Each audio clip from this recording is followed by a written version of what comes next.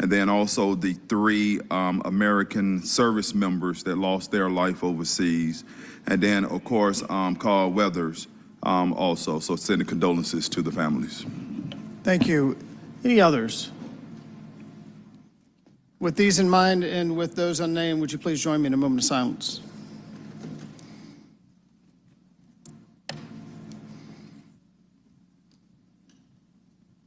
Thank you. Would you please join me in the Pledge of Allegiance?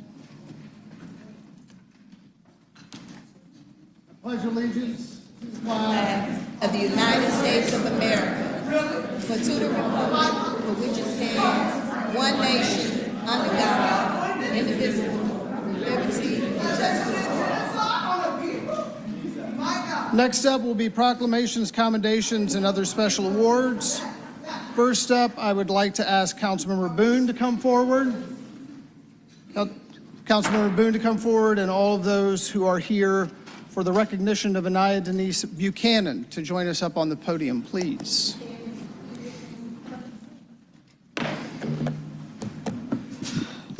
Will all those that are here to honor Anayah Buchanan please come up? Members of the Dream Center, Bishop William Murphy, Pastor Danielle Murphy, Bishop and Mrs. L.T. Buchanan, and others.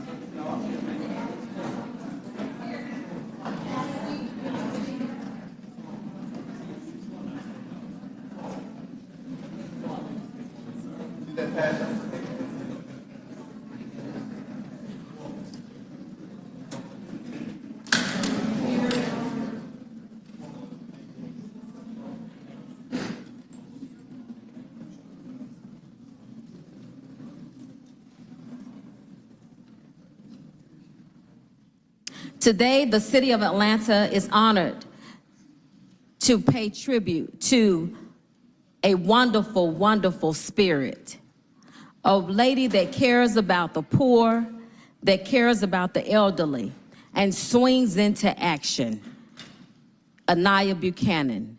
We will now see a short video.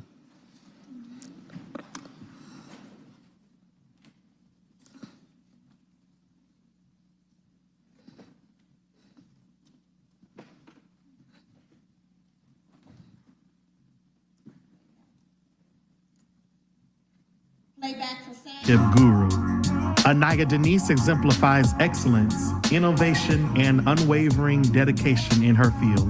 In marketing, I found out I had a passion for people. I had a passion for getting out there in the community and building something. Little did I know it would birth Celebs Give Back. I love community development, and I love the fact that there are people out here that I can help, and that's where it all started. Her passion for social responsibility and philanthropy knows no bounds, as evidenced by her outstanding contributions to organizations such as celebsgiveback.org, where she played an instrumental role in securing over $60 million in funding, resources, and products to support noble causes worldwide. I feel that it's important to give back. It's not just about us. And a lot of times we get caught up in our own thing and in our own family and what's going on with us. But when you start to give, you realize that I affect more than me, that my life affects other people, that my life blesses other people, that I have a responsibility to not just worry about myself, but my neighbors, my friends, people that I don't even know. It has been an amazing thing to have somebody come up to you that you have never seen before, and you didn't know that you affected them. As an industry leader, Anayah Denise possesses a rare talent for fostering meaningful connections and establishing transformative partnerships that transcend boundaries. One of the reasons why I stress homelessness and feeding families is because I was one of those families. I am going from church to church with 3 kids sleeping in students' rooms. And it was a moment in my life where I didn't feel worthy. I felt hurt, I felt abandoned, I felt alone because of the families that would come over and fix us meals and play games with my children. I survived something that I didn't think I would survive. I wanted to give up on life. I wanted to stop. I couldn't believe that God would allow my precious babies that had done nothing to nobody to suffer. But in the course of that time, God began to show me how He was blessing my family. I didn't even know these people. They didn't know me. But they decided to take a chance on me. And I decided I wanted to live.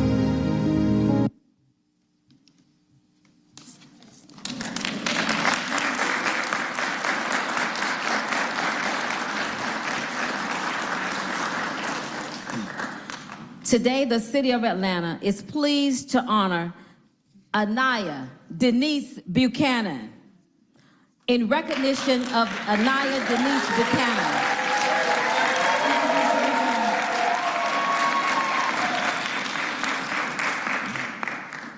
whereas Anayah Denise Buchanan is a true visionary in the world of business, partnerships, and community development.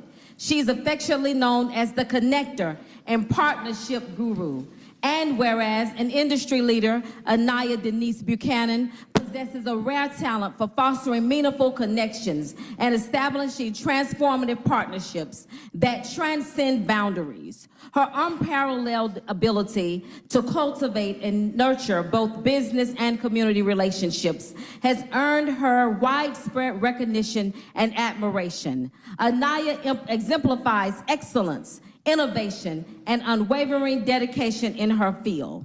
Now, therefore, be it resolved that we, the members of the Atlanta City Council, do hereby recognize and proclaim today Anayah Denise Buchanan Day, this 5th day of February 2024, and celebrate her work.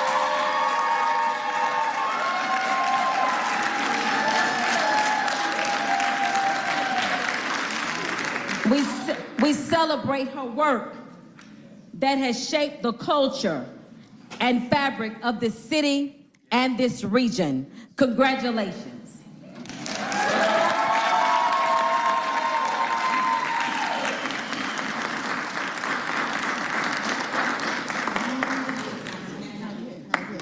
Okay.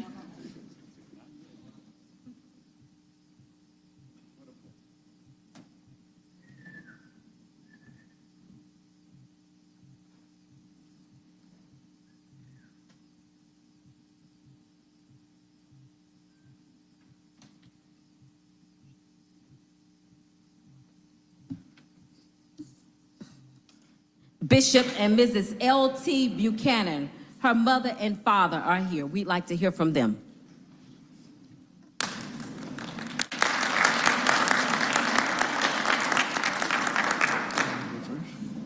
Okay. I just want to say something really quick. When I was pregnant with Kristen, the doctors and nurses told me, ma'am, you're going to lose this child. She'll either have some type of heart disease or she won't live past birth. And I didn't believe that. I trusted God. I trusted in God to make a difference. And you know what? Now look what my baby that they wanted me to get rid of is doing today. So I just want to say that.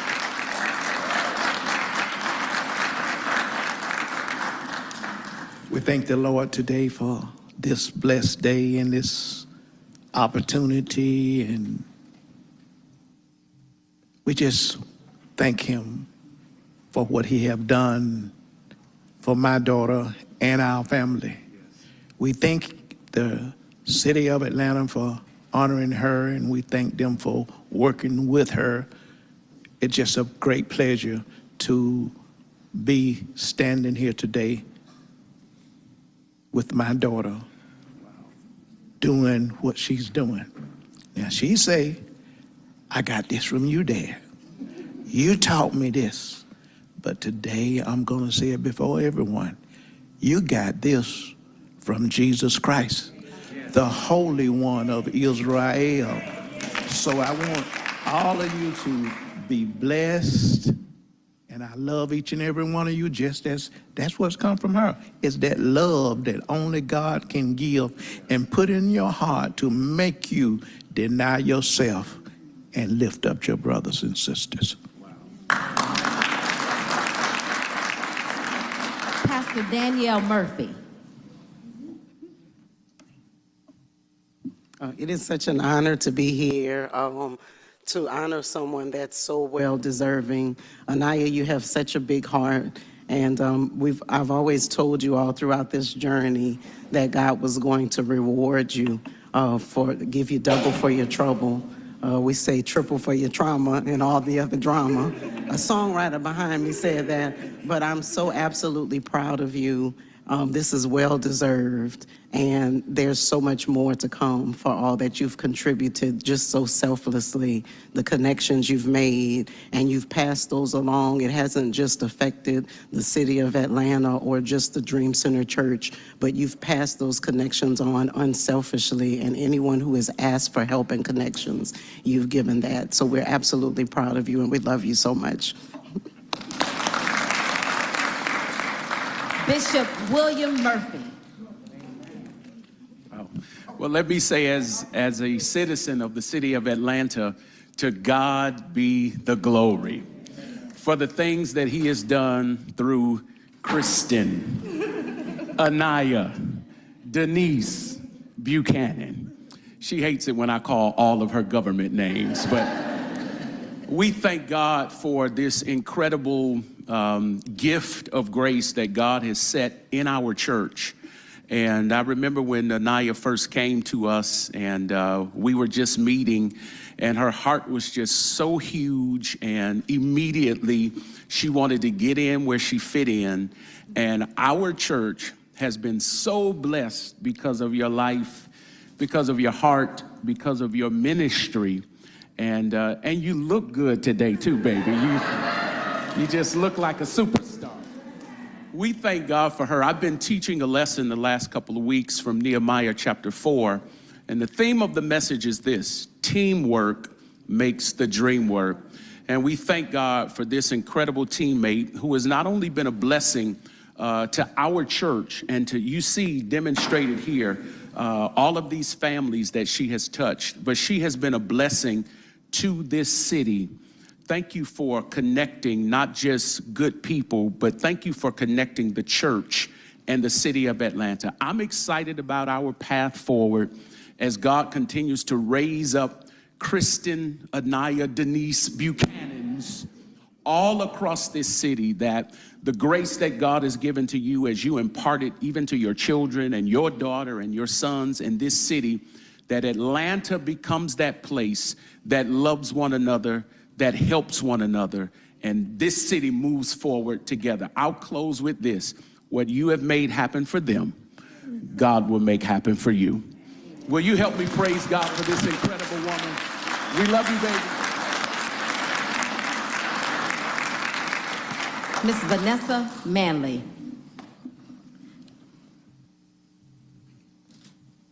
You go first, then you go. Okay. We give honor to you, woman of God, for all that you have done, our sister in service, from Bankhead to Thomasville to Roselle Fan to Kirkwood to Adamsville. You've been standing in the gap for the city of Atlanta for a long time.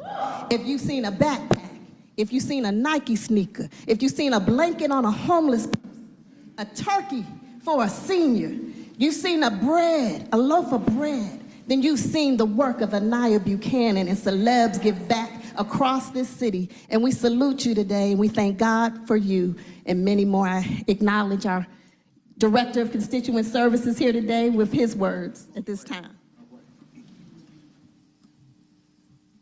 You know, I think about Mayor Dickens' charge of Atlanta being a group project. And Bishop Murphy, you mentioned, you know, the work that we all have to do together. Yes. Vanessa, you mentioned with the servant's heart, the many different people that you have touched. And as we're represented here with your family and loved ones and families that you've touched here today, Anayah, you know, every day in constituent services, we work to support the mayor's vision in supporting the least of these. Anayah, through the Mayor's Group Project, this work can only be done through the servant's heart with people like you. The work that you have committed to, day in, day out, from 2 in the afternoon to 2 o'clock in the morning, being faithful, making sure that people are served, not just within these buildings, but also within the streets. And we're grateful for everything that you represent. It's my honor to be standing here with so many people that love and care for you as you continue your ministry, as you continue your work, not just in the work that you do in collaborating with Mayor Dickens in the Office of Constituent Services, but for sure for the work that you do across this region that will be impacted across this world. And so, Anayah, thank you so much. We have a special recognition award for you today. Do you want to come forward? Come on. Come on up. Anayah, we have a special recognition award. You have influenced and inspired citizens of Atlanta by going above and beyond the call of duty in providing exemplary service and leadership to the citizens of Atlanta and beyond. We commend you. On Monday, February 5th, 2024, the Honorable Mayor Andre Dickens and the Atlanta City Council.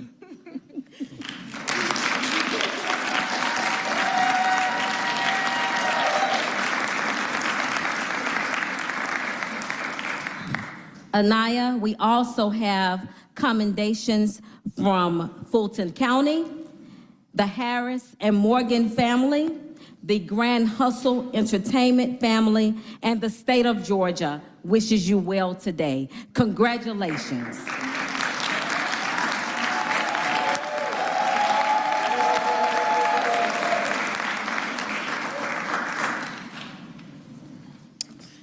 Y'all done got me today. I don't think I was fully prepared, but I want to say, number one, thank you to God, because He is truly good to me. And I have had the honor to work with some amazing people, but the city of Atlanta and Councilwoman Boone took me when I was, I don't know, I must have been 24 years old. 13 years ago. I think I was 24, 13 years ago, and allowed me to be me, allowed me to bless people, allowed me to show love to people. Atlanta is my home. I'm a native of the city of Atlanta, and there is no place I would rather be. So thank you to Councilwoman Boone for allowing me to share my gift.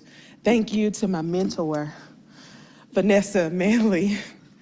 Thank you to my mom and my dad, because my life would not be my life without you too. So I love you and I thank you. To my pastors. Amen. Wow, to my pastors, they have, they took me in a time they didn't even understand. I was searching, I was looking, I was trying to find out who I was and who I was supposed to be, and they nourished it and they allowed me to grow, and they called me family and daughter, and they meant it. They didn't just say it, but they meant it. And I love you. I love you. So thank you to my children, who has allowed me to be me and share my time and share me. They've shared me with the world, and so I understand and I realize that that is a sacrifice, and they have been amazing through that. Thank you to the city of Atlanta and every last council person every last employee that has stayed late on one of these notorious volunteer opportunities that we've had. Thank you to my staff. Thank you to my volunteer leads. Thank you to my church members. As you see, if you look around, I am backed by a lot of people. It's not done by me alone, but through all of the works of everybody that's up here. So this isn't just my award, but this, guys, is for you too. I love you. Thank you so very much. Now we will have our official photo, Anayah and family, and Bishop and Mrs. Murphy. Go right up here.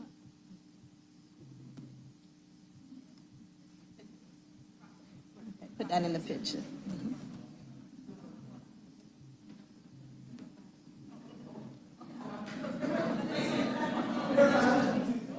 Y'all come get to the side. Everybody come get in the photo.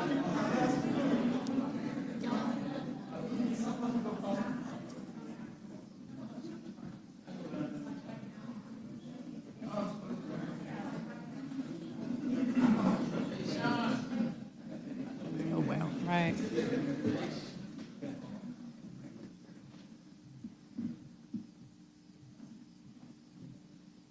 Oh, I guess that we have to go down there.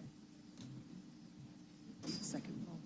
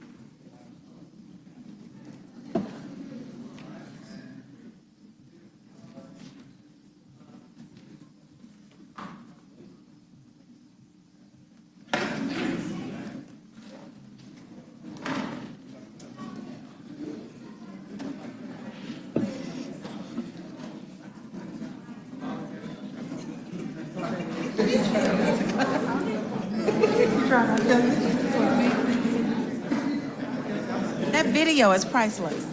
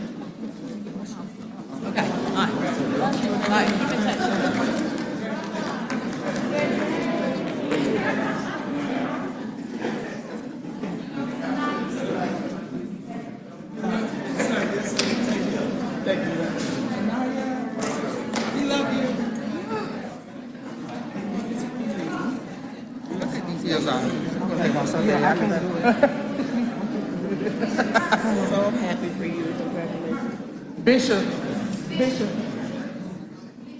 Council.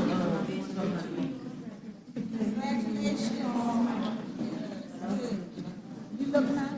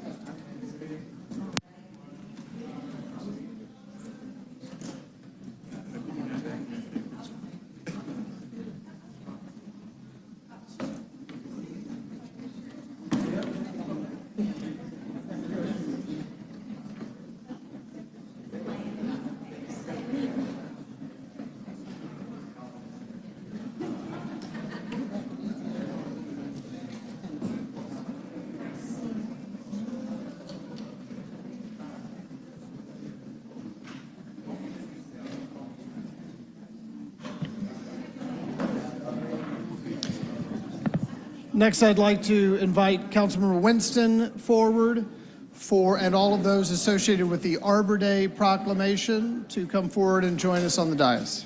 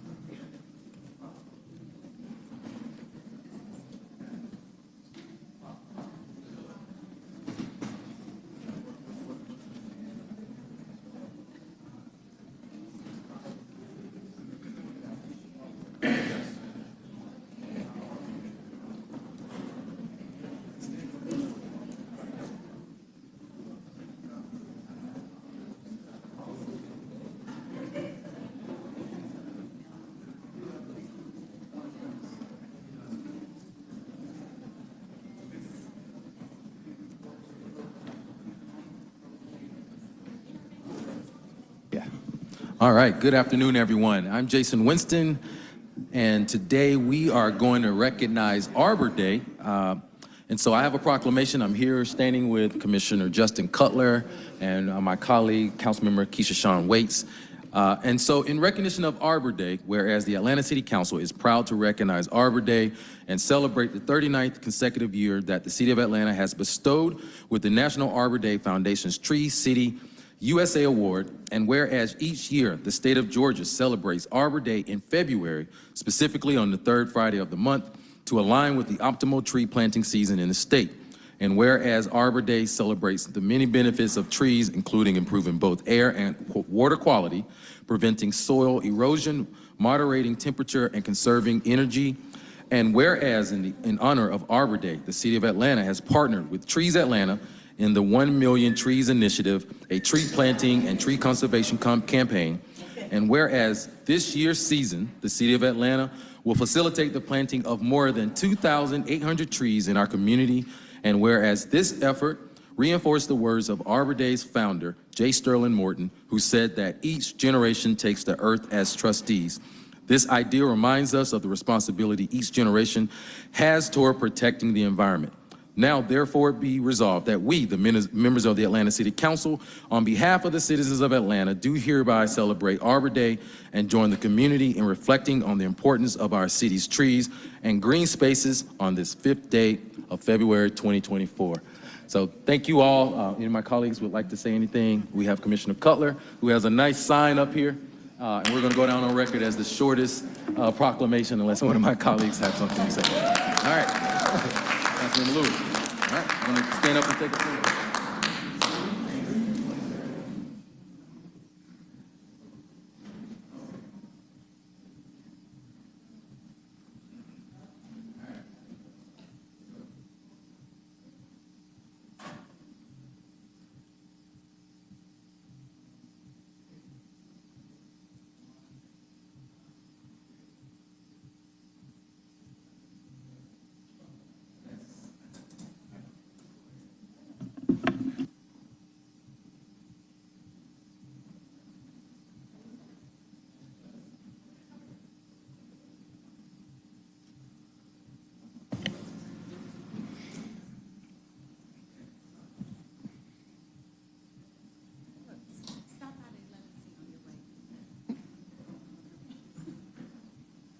Isn't it just a mini District 11 right there? Is that a mini District 11? Exactly. Commissioner? Finally, today I'd like to invite Councilmember Keisha Shawn Waits and all of those who are here to honor Deshan Shelton up to the dais to join us.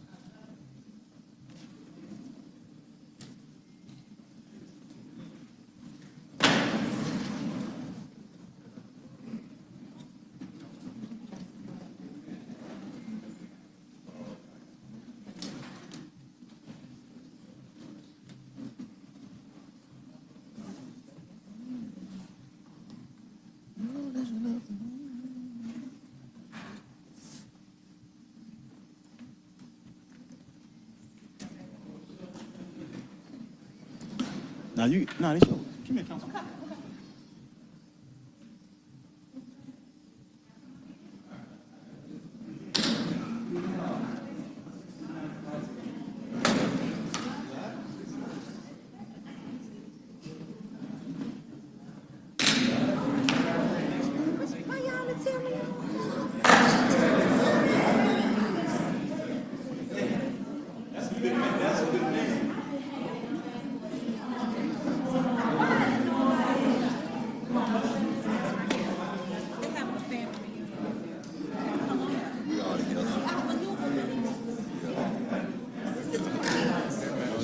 Smaller guys are not hurt, man. Shorter guys. Stand right here. Everybody ready to go? Thank you again. You the man of the album. You right there. Mom and Daddy. Put him right here. Sir, you're right here. Right here. There we go. We got you. Okay. All right. You gonna do it? Mom and Daddy. Okay, you want to get started off? I'm over there more than anybody. That's why I said it was yours. Greetings and good afternoon. Today, the Atlanta City Council is proud to recognize our good friend, community leader, entrepreneur, selfless servant, Deshan Shelton.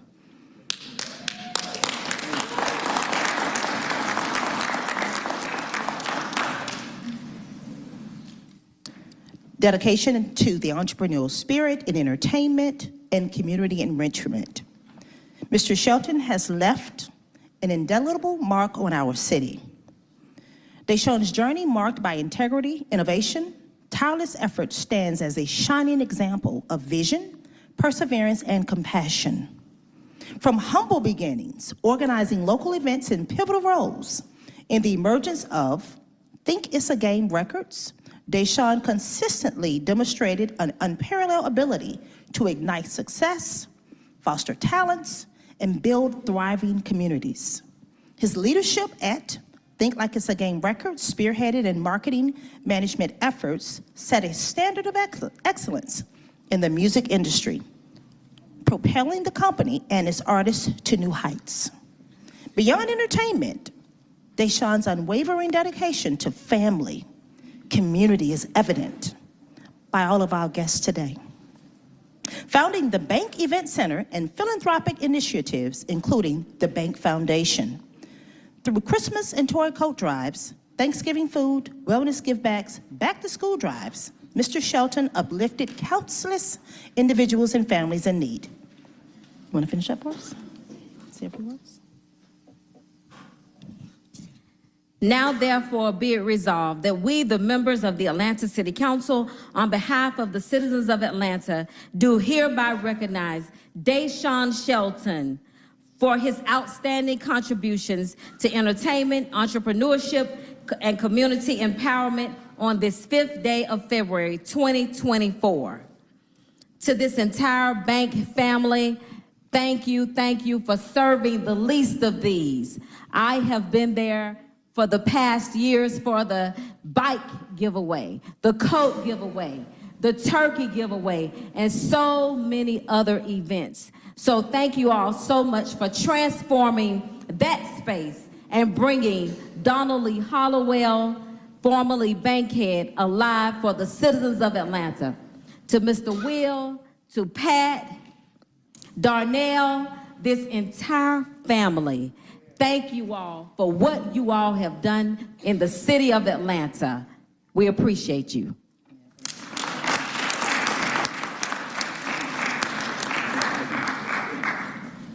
And I think for one of the first times, you got somebody here I've been knowing since I was about 10 or 11 years old, right? A lot of folks come down here and they say they're from Atlanta. I'm like, well, if you're from here, you play sports here, you're a part of our fabric, you got to know each other. We rub shoulders a little bit different. So when I look around and I see all the people I beat in basketball, like Paul, Day-Day, I see the people that were part of my real childhood. And to understand what he's doing today, and I see Teasy Dollar over there on the far right, and I see, you know what I'm saying, a stone to his left. You understand what real Atlanta looks like. So with Killer Mike winning the award last night, and the first thing he said was, "Hey, Atlanta, look what I did." That's a local story, right? I hope that when you see Deshan, Day-Day, I ain't never called him Deshan, right? When you see Day-Day from Tri-City High School, from Martell Home, Cleveland Avenue, 1010, and you know what he's doing in the city, we cut from the same cloth, right? Right? When you see his mama right here, right? Because I've been knowing Day-Day. I used to come to his house when they moved to Calmerton Road over there, not Calmerton Road, but you know, Stanton Road, out Stanton.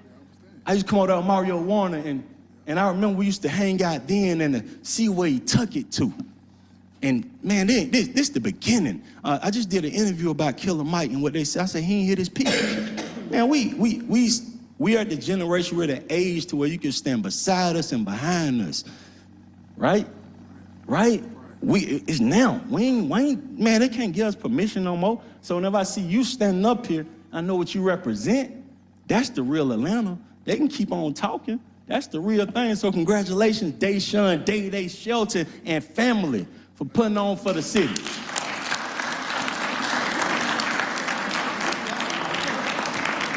I want to say the first time that we walked into the bank, the first sign we saw said impact over income.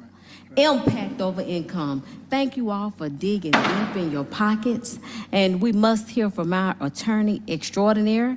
Thank you for all you do in the city and have done in this building. He was in this building how many years ago? From 13 to 16. 13 to 2016. Pat Dixon. Thank you.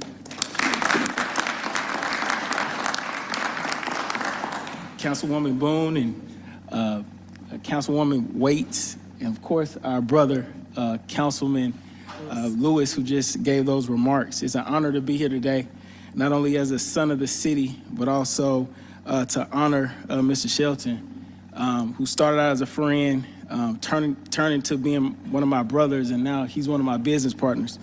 And we're here today. This is his village behind us. And Councilwoman Waits, I'm just letting you know, had this word really gotten out, it wouldn't be a seat in here. Amen. It would have been a line down Trinity showing support of Mr. Shelton, because that's how special he is, not only to us, but to this city. And so we're here to congratulate Mr. Shelton for all the entrepreneurial and philanthropy that he does to the citizens of Atlanta. And he's a shining example of what this city should want as an entrepreneur. Mm-hmm. He does everything the right way every time. Even when we may want to cut some corners, even when I find a loophole that I think we can exploit, Mr. Shelton wants to do everything the right way. And I think that sets the tone for us and how we conduct business over there. I know Councilwoman Boone, Councilman Lewis, they're always at the bank supporting us. And what we're doing in the Collier Heights community has not been done over there. We've got a first-class facility on Donald Lee Hollowell. And we're not just trying to be an average restaurant on Donald Lee Hollowell Parkway. This is a 5-star facility, and it would not be that way if it wasn't for Mr. Shelton. And not only are we, just like Councilwoman Boone just stated, is impact over income. It's not only about the dollars that goes in his pocket, his business partner, Mr. Platt's pocket. We've given back to the community and started blessing our neighborhood kids. And over the past 2 years, the efforts of Mr. Shelton, he works tirelessly to organize these events. And I know Councilwoman Boone was there. We serviced over 800 families this past December, and they stood out. And these folks stood out in the bitter cold waiting for those services. So we just felt so good because these families, if it wasn't for us, they wouldn't have had no Christmas. And so, and that all starts with Mr. Shelton and our executive director, Darnell Shelton. And so, you know, in closing, I will say, I know we're here to celebrate him today. I can bet my last dollar, this is not going to be the last time we're here honoring Mr. Shelton. And so from all of us, all of your family and friends, from your mother, Desiree, who's raised 4 strong children, contributors to this community, we want to say thank you. We appreciate you on behalf of all of us, and this is well-deserved, my brother.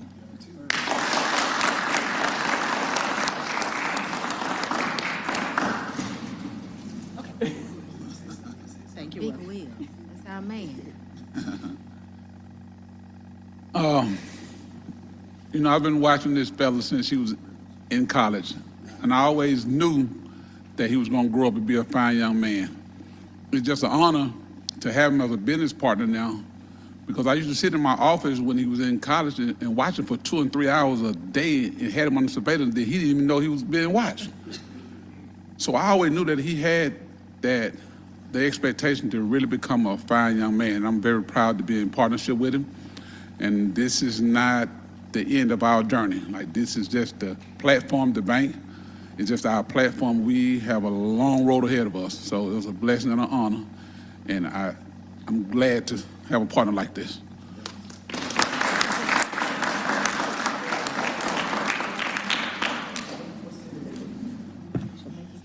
And now the guest of honor. Hello, everyone. I'm Deshan Shelton. I'm not a man of many words, more so actions, but I would like to say thanks to Ms. Keisha, Ms. Boone, my family, my friends, and to the city of Atlanta. Thank you.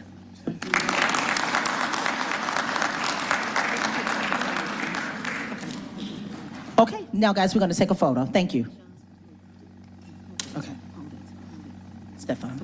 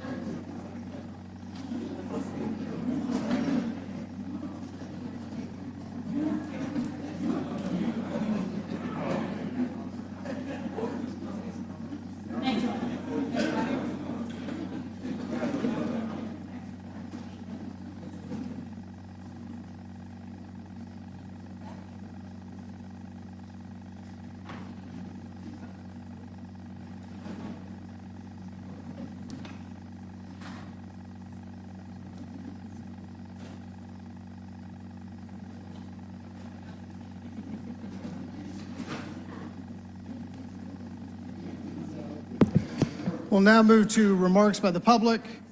I remind everyone that they have up to 2 minutes unless they've been yielded time. And I apologize in advance if I mispronounce your name. Please correct for the record. First up today will be Henry Jordan. You'll have up to 2 minutes.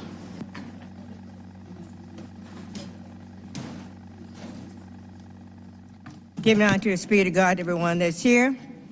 Let your light so shine before men that they may see your good works and glorify your Father which is in heaven. St. Matthew 5th chapter 16 verse. Jesus says, James, Griff, and other white men, it is a danger to seek to take his glory, God's glory, and to rob me of the income that Christ created through me.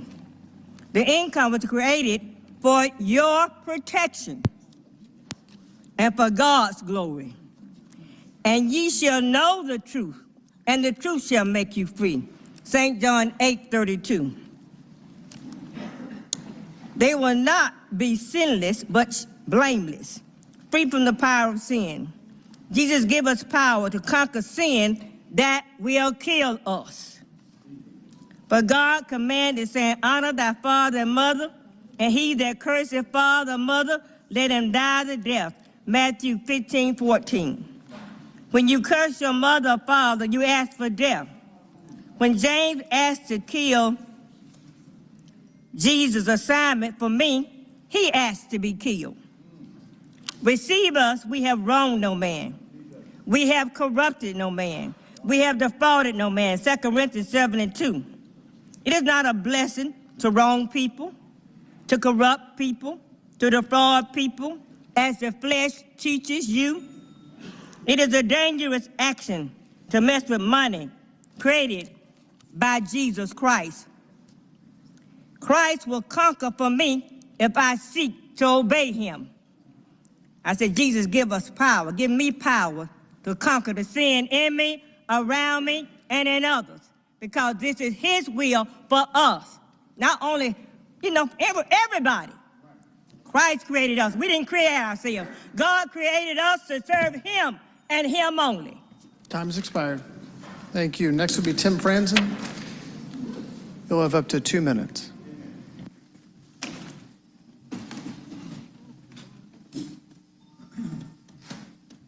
Good afternoon, Council. Tim Franzen with American Friends Service Committee. Today, y'all have an opportunity to codify a process to deal with referendums.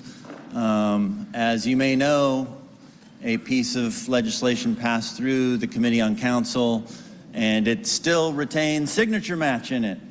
And this is what we got to not see on there. And I know that y'all have the power to make amendments here. And if there's a way to take that, why would we want to bake that into any Atlanta, anything involved with an election or a referendum? Why would we want to bake in signature match? The very thing that our standing mayor spoke out against when used by Brian Kemp. Wouldn't we want to get that out of the legislation? I mean, what we have today is basically y'all have the opportunity to vote for democracy or for total chaos. You know, the voice of the silence is riots, and you leave people no other option if this democratic process is just totally broken. I don't know, I feel like a broken record. I question whether I should stay here or go back to the office and work on this exciting land trust, which I'd love to be talking about more. You know, we now got 11 units and we're gonna acquire more property, and it'd be such an exciting thing to partner with council. But instead, we're locked into this fight for the soul of democracy. I'm not a big fan of it. I'm not a big fan. But I brought a big fan. It says, let the people decide. And so I hope that y'all are fans of democracy, man. You know, this is not even about Cop City anymore. This is about just the nature of democracy. Y'all don't need to be afraid of the people that put you in office. But if you continue to cut off every opportunity to engage in the democratic process, then you should be afraid that you're not going to have your seat in 2025. Thank you. Thank you. Next will be Raynard Burrell. You'll have up to 2 minutes. Good afternoon. I'm Arbor. I'm the Director of Benefits and Special Programs for the Federation of Public Service Employees, and I bring you greetings on behalf of our city members and our President, Ms. Jennifer Saunders. I came this afternoon to announce our enhanced rollout of our home buying program for our city employees. The program can be combined with other program benefits. It offers our members no points, no fees, no originations, no application fees, no lender fees, and no appraisal fees. They receive discount rates plus up to $3,000 to $8,000 in down payment assistance, among other benefits. The homes may be purchased anywhere in the state of Georgia, but we take the principal position that city employees should be able to afford to live where they work. We appreciate the work of the City Council and the leadership of the mayor in fostering an environment where city workers feel respected and have a sense of belonging. We ask that the council and the community join with our APS JRTC instructors in remembering Sergeant William Jerome Rivers, Specialist Kennedy Saunders, and Specialist Brianna Moffitt, just 23. These are Army soldiers and Georgia natives killed overseas in defense of our nation. May God bless their souls and comfort their families. Thank you for the opportunity to be heard. Thank you. Next up would be Lisa Baker. You'll have up to 2 minutes.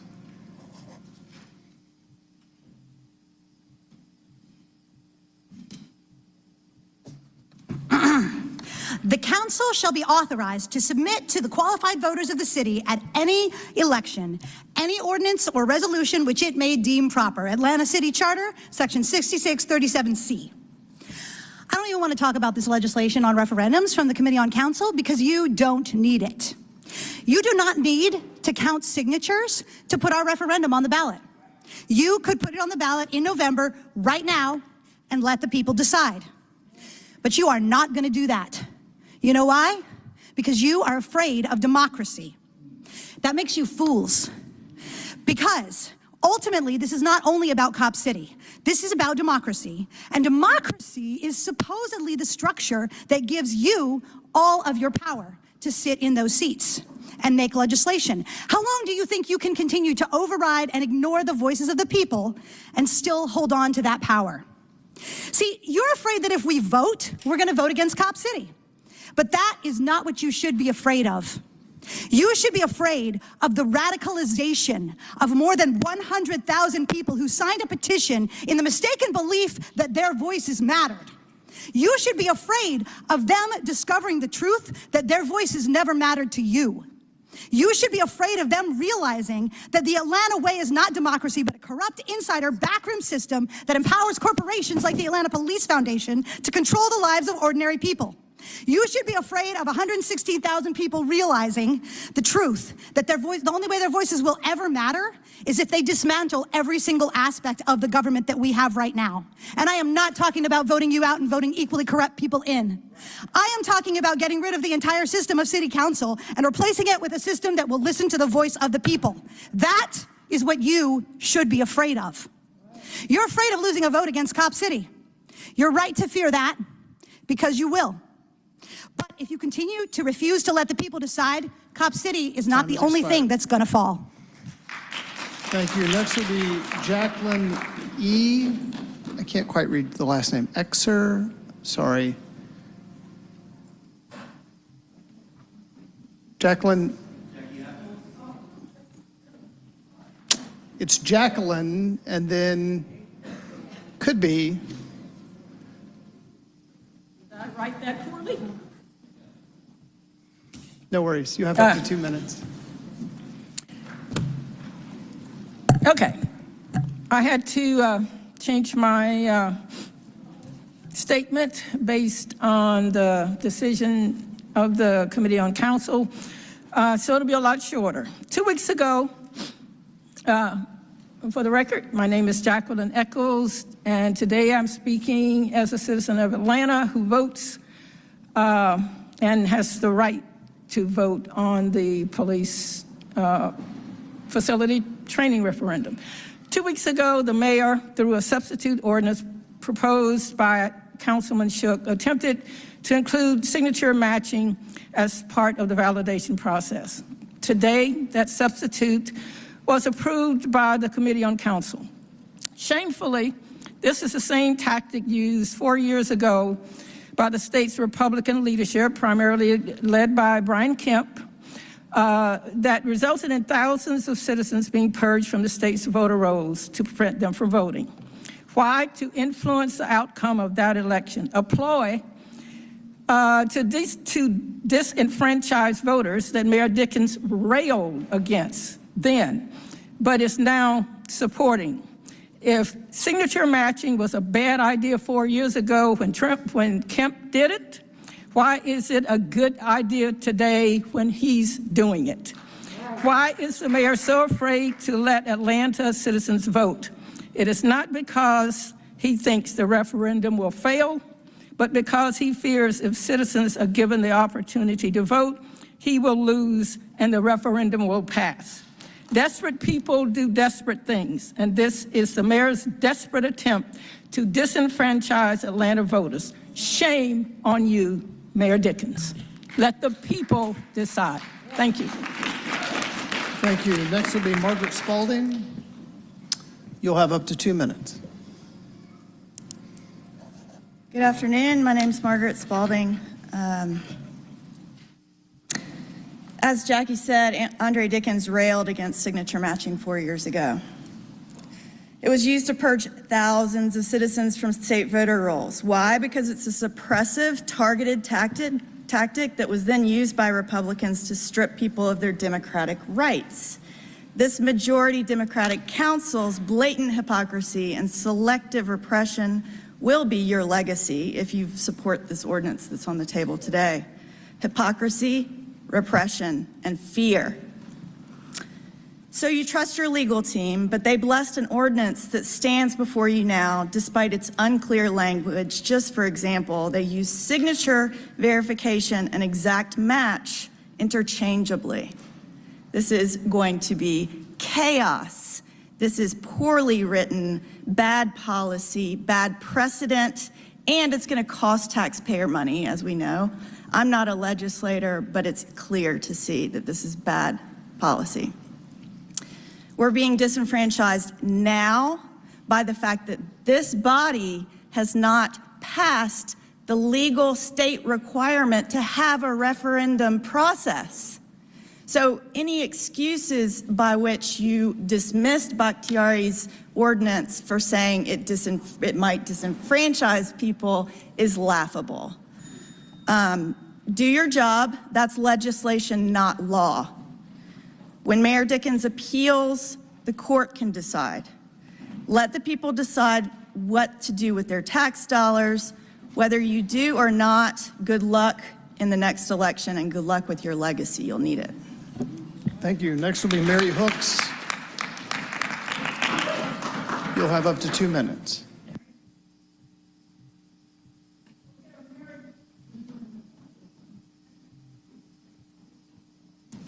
Beloveds, I'm no stranger to coming here and addressing you all, and actually over the last few months I have been very hesitant because I have seen all year and time again the lack of engagement, the way in which this council refuses to listen to its constituencies, and actually breaks my heart.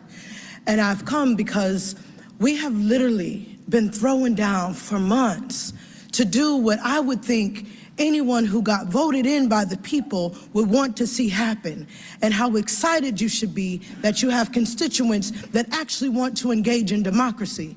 There's actually, I'll just throw this out there, there's a little stat that says people who are engaged and able to vote and engage in civic matters, you know, it increases people's will to engage in other issues that concerns them. It brings crime down. I mean, there's a lot of benefits for people to be able to vote and engage. And to think that this city council has done everything to stall the process is heartbreaking. And many of you, because we know the legacies you come out of, you would think that you would have a certain earnestness for this to happen. And we have presented a very well-written ordinance in order for just to even codify the verification process and to know, and my hope is that even though council on committee got it wrong as it relates to including signature verification, that the full body would actually see that that is a disgrace to the legacy of voting rights that many of us come up under, and continue to champion that legacy, and that you all will not include that, and that you make sure that the process that is being laid out is one that the people in the city, the 116,000 people who said we want to decide on how our money gets spent, that we actually allow that to happen through this verification process. And the last thing I'll say is that it is heartbreaking again to see and watch how you all continuously move and disrespect the amount of time, attention, boots on the ground that our people have given to this fight. And the more you continue publicly to try to divide us and shame us and say that, oh, it's just, you know, these outside agitators. I am a mother living in this city, raising 2 children down in Southwest Atlanta, your district, Mr. Lewis. I actually had your sign in my lawn when I heard that you were running. We are not going to stand for it. It is everyday people who live in this city and call it home that want to vote in this city. And so please stop going to the media and pretending there's folks on the outside. No, we live in Atlanta and we want to have a say in what happens in this city. Don't let democracy die today. Next will be TT. Next will be TT. Oh, Councilmember Lewis. Councilmember Lewis was named. And I appreciate you for your support during the election, and I will tell you that I'm an easy yes on this if it comes in front of council, if it goes in front of the public safety committee. Me, personally, I'm an easy yes. Thank you. Next speaker is TT.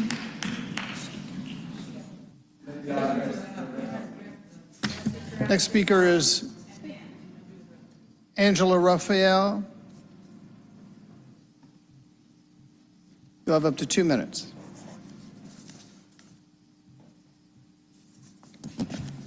My name is Angela Raphael, and I'm a resident of Atlanta in the Sweet Arbor neighborhood. I come to speak to you all today as a law student, as a student leader and organizer, and as hopefully one day a leader in my community as you are now.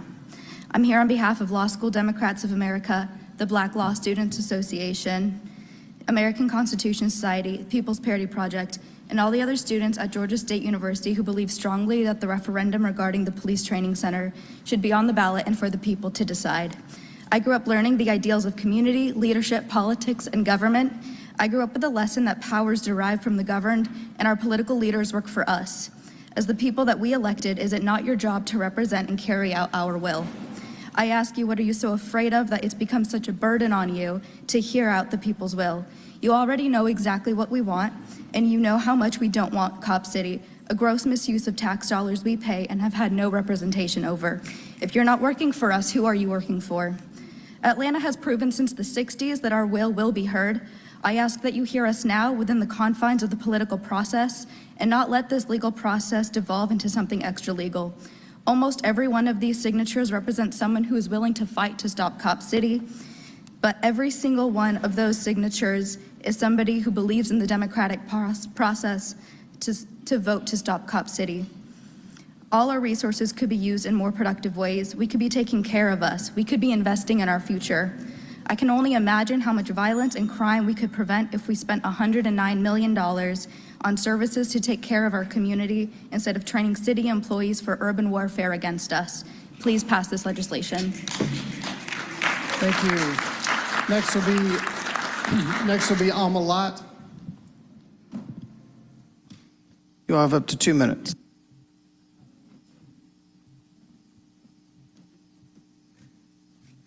Good evening.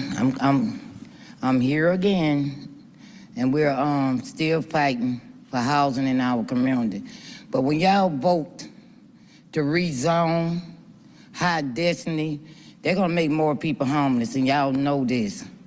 I don't know who getting paid, what bringing in these out-of-town developers to hurt people. And again, let the people vote on this so we can get some work done through this community. First, y'all want to take our rights and the rights of others, and we're tired. The people have the right. We are y'all sitting in these seats every day. Y'all are human, we're human. You put your pants leg on one leg at a time, and we do too. So let's help these homeless people. Stop these developers from knocking on folks' doors trying to get them evicted. The ones y'all hiring. It's a shame that y'all don't think about your voters.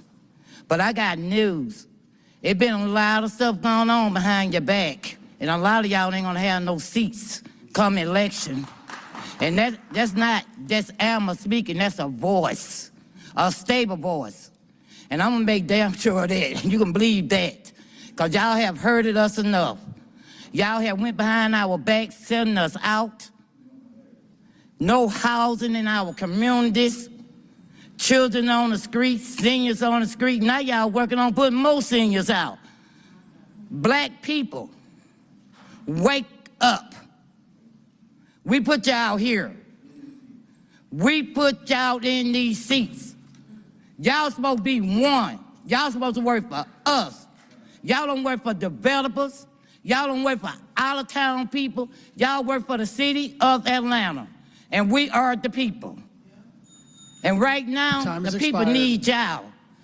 The people need y'all. Thank you. Not yesterday, but today. Time has expired. Next is Cole Bennett. You'll have up to 2 minutes.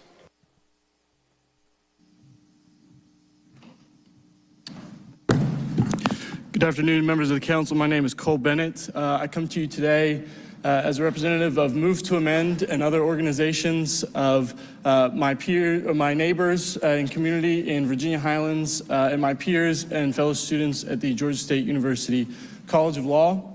I think we all know why most people are here today, so I'd like to start by asking everybody what you all are so afraid of.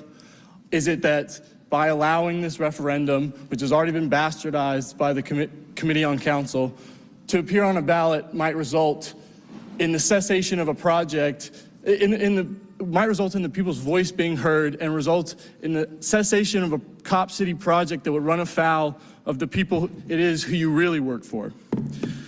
That you may not have this seat without their money and resources. I'll remind everyone, as I did earlier in committee, who it is this esteemed city council actually works for and who pays for this beautiful room and nice chairs that you all sit on. Now allow me to paint you all a scarier picture than losing re-election or running afoul of your rich and powerful masters, a picture of the Atlanta people with our collective resources that have lost any and all confidence we may have had in the political process and institutions that you sit here and besmirch. A picture of disruption and unrest far beyond that which you have already seen here today. I and others will continue to fight this immoral perversion of justice and democracy through legitimate methods for only as long as those methods prove effective. But know this, Cop City will never be built without laying into its foundations the countless bodies and voices of the Atlantan people who were not and will not be as cordial as I am today. Ask yourself whatever reasons you may have for voting against the codification of the referendum is worth whatever is likely to happen if you do. Thank you. Next will be Ann Massey and Monty. Yes, thank you. You'll have up to 2 minutes. Ann Monty.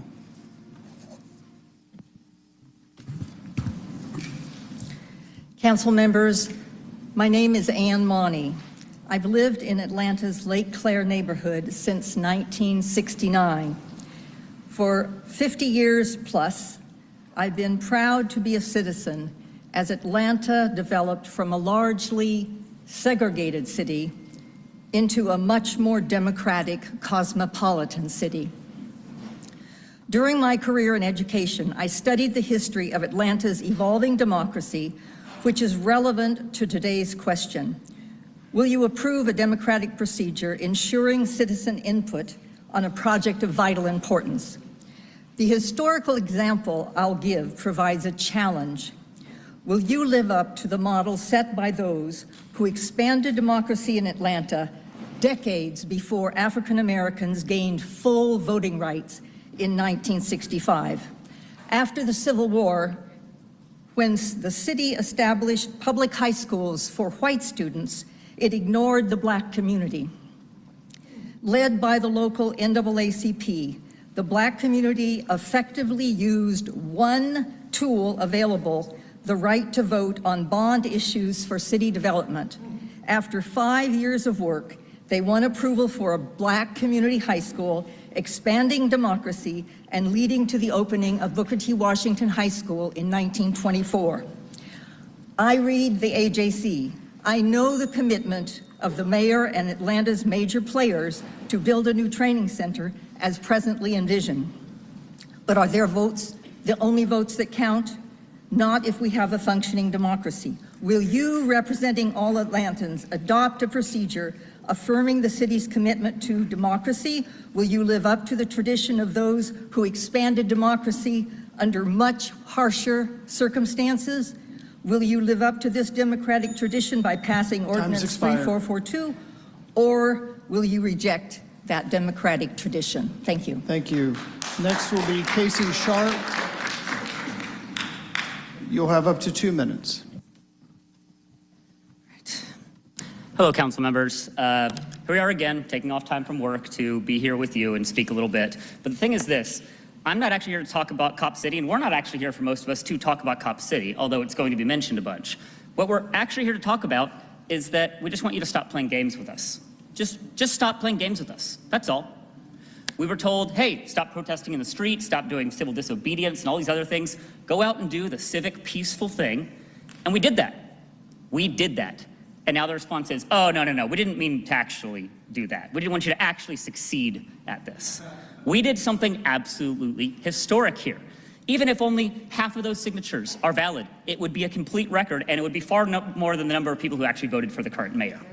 So let's just stop playing games with each other. We saw that last time when we came here and we spent all night here together having a sleepover, having this public comment session about the funding. You would not send that one back to committee, even though there had just been massive revelations about the finances of this project. But you decided to send CM Bakhtiari's resolution back to committee, even though you all had it for weeks. We see what's happening. This is a delay tactic. And you could tell us, oh, it's 70% done already. It's not. Anybody can drive by there and see it. But even if it was 100% done already, even if it was fully functioning and already had classes going on in it right now, you would still be obligated to put this through. Because we put in the work. This is the right thing to do, and let us have a vote. People like me, we will step away after the vote, and we will be done with this. But it's contingent on you to work with us. We're the people who should be working on your campaigns, who should be helping you out. If you had seen the energy of the referendum offices, you would have been amazed by that. You would have envied it on your own campaigns. So just do the right thing. Let's stop being at loggerheads with each other, not even talking about Cop City. Put this referendum through. Thank you. Thank you. Next is Giovanni Serrano. Giovanni Serrano. Lisa, oh, sorry. You have up to 2 minutes. Good afternoon. My name is Giovanni Serrano, community organizer with GLARD, your Latino Alliance for Human Rights.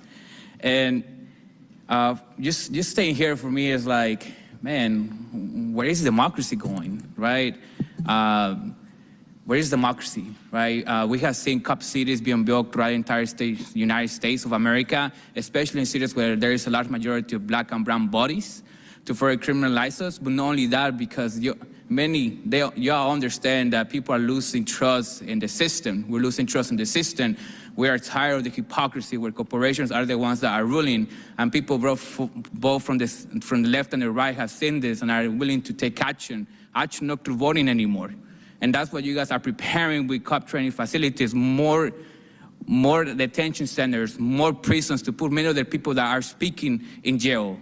Right now in the capital of Georgia, you guys are criminalizing more people, adding more cash bail, more violations into cash bail, so more people who are poor are remaining in jail. So then you have more humanity crisis in the jails and provide more money, thousands of millions of dollars, so you can build more jails, so you can incarcerate community members. We have the World Cup coming up.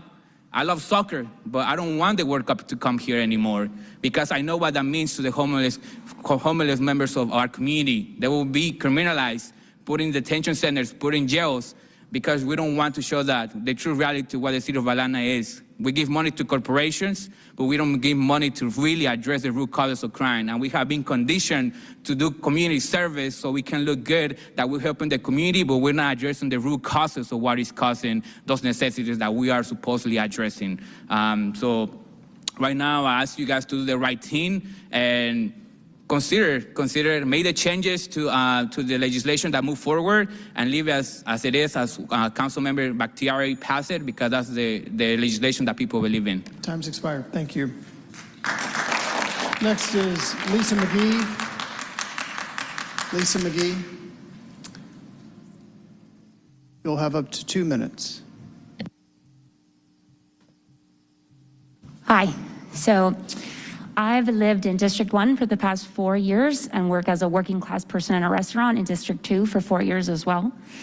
And when I moved here 6 years ago from upstate New York, where I had easy access to health insurance, good public education, voting was easy, everyone made fun of me for moving to the South.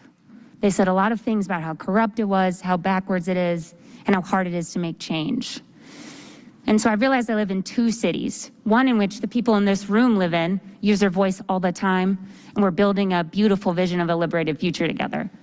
That's a city I wanted the people who made fun of me for moving here to know about, to understand.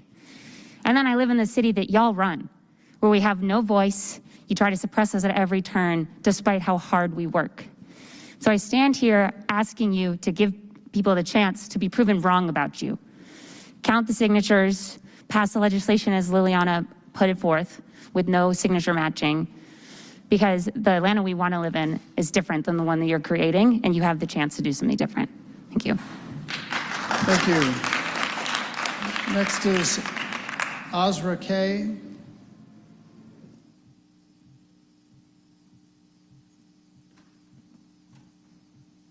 You'll have up to 2 minutes.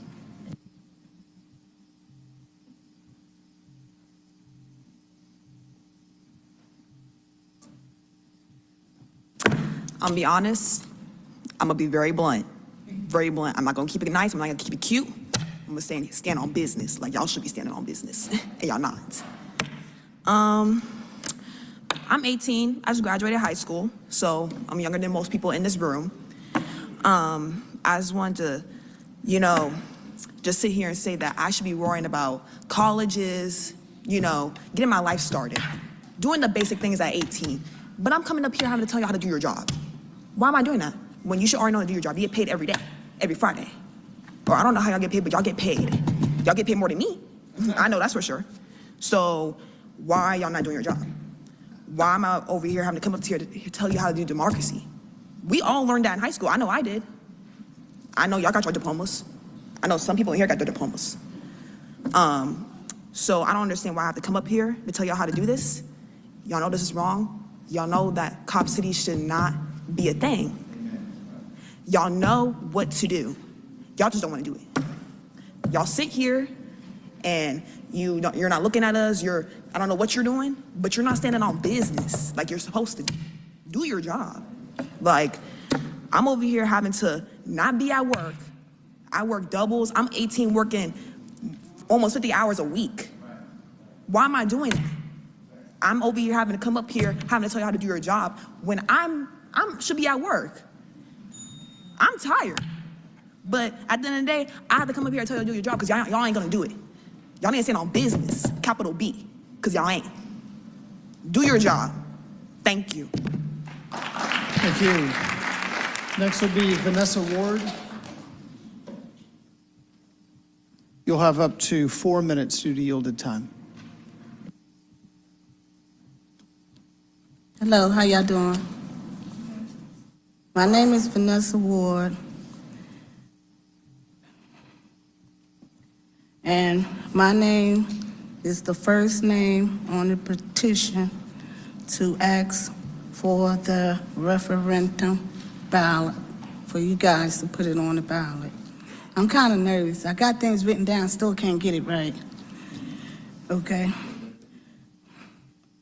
But I stand here for good trouble in the names of John Lewis, Jose Williams, Dr. King, Ralph Davis, Jesse Jackson, Alfred Daniels, Joseph Lowry, Rosa Park, Fannie Lewis, Harriet Tubman. Did I say Fannie Lou yet? Okay. And many other names. I'm nervous and stuff. But I know that Atlanta is supposed to be the birthplace for civil rights. And I know so far there has not been a mistake made for what the names above has done for, trying to help us. And see, my thing is, if you guys put it on the referendum on the ballot for people to vote, then all that Dr. King and many of us have done when at that time they went through so much, like with the water hose. And now, what's going on now is the water hose seems to me to be substituted for guns and bullets, and with the medical professionals, they seem to be using their poisonous darts that they injecting people with. And let me see where, and I want to say this, but I don't want to be disrespectful in any kind of way. But if Dr. King was here today, he'll probably say no to the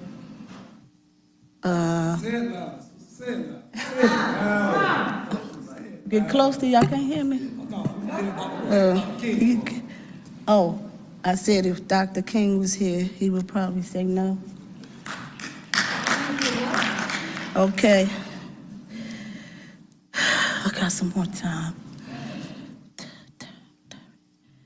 So my thing is, a lot of us is probably afraid of, because, the police was already trained. And then we end up getting a goon squad out of, it was another state, and then we had the 5 police that jumped on Tyree and Nia Nichols, and I can't remember everything I have, but if you let the people decide if they want to have this military facility, then if they make a mistake, let them. Expired. I thought I had 4 minutes. You did. Oh. Well, thank you. Thank you so much. Next up will be Stephanie Ali. Due to yielded time, you'll have up to 6 minutes.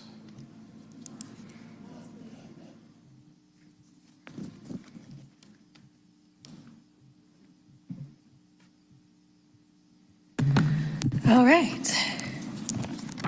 Thanks, y'all. So I'm Stephanie Ali. I'm the Policy Director at New Georgia Project Action Funds. I'm also a founding board member of the Muslim Voter Project, which is important here because Muslim Voter Project were the people who won the case in 2018 to first begin eliminating signature match. That was struck down again in 2018.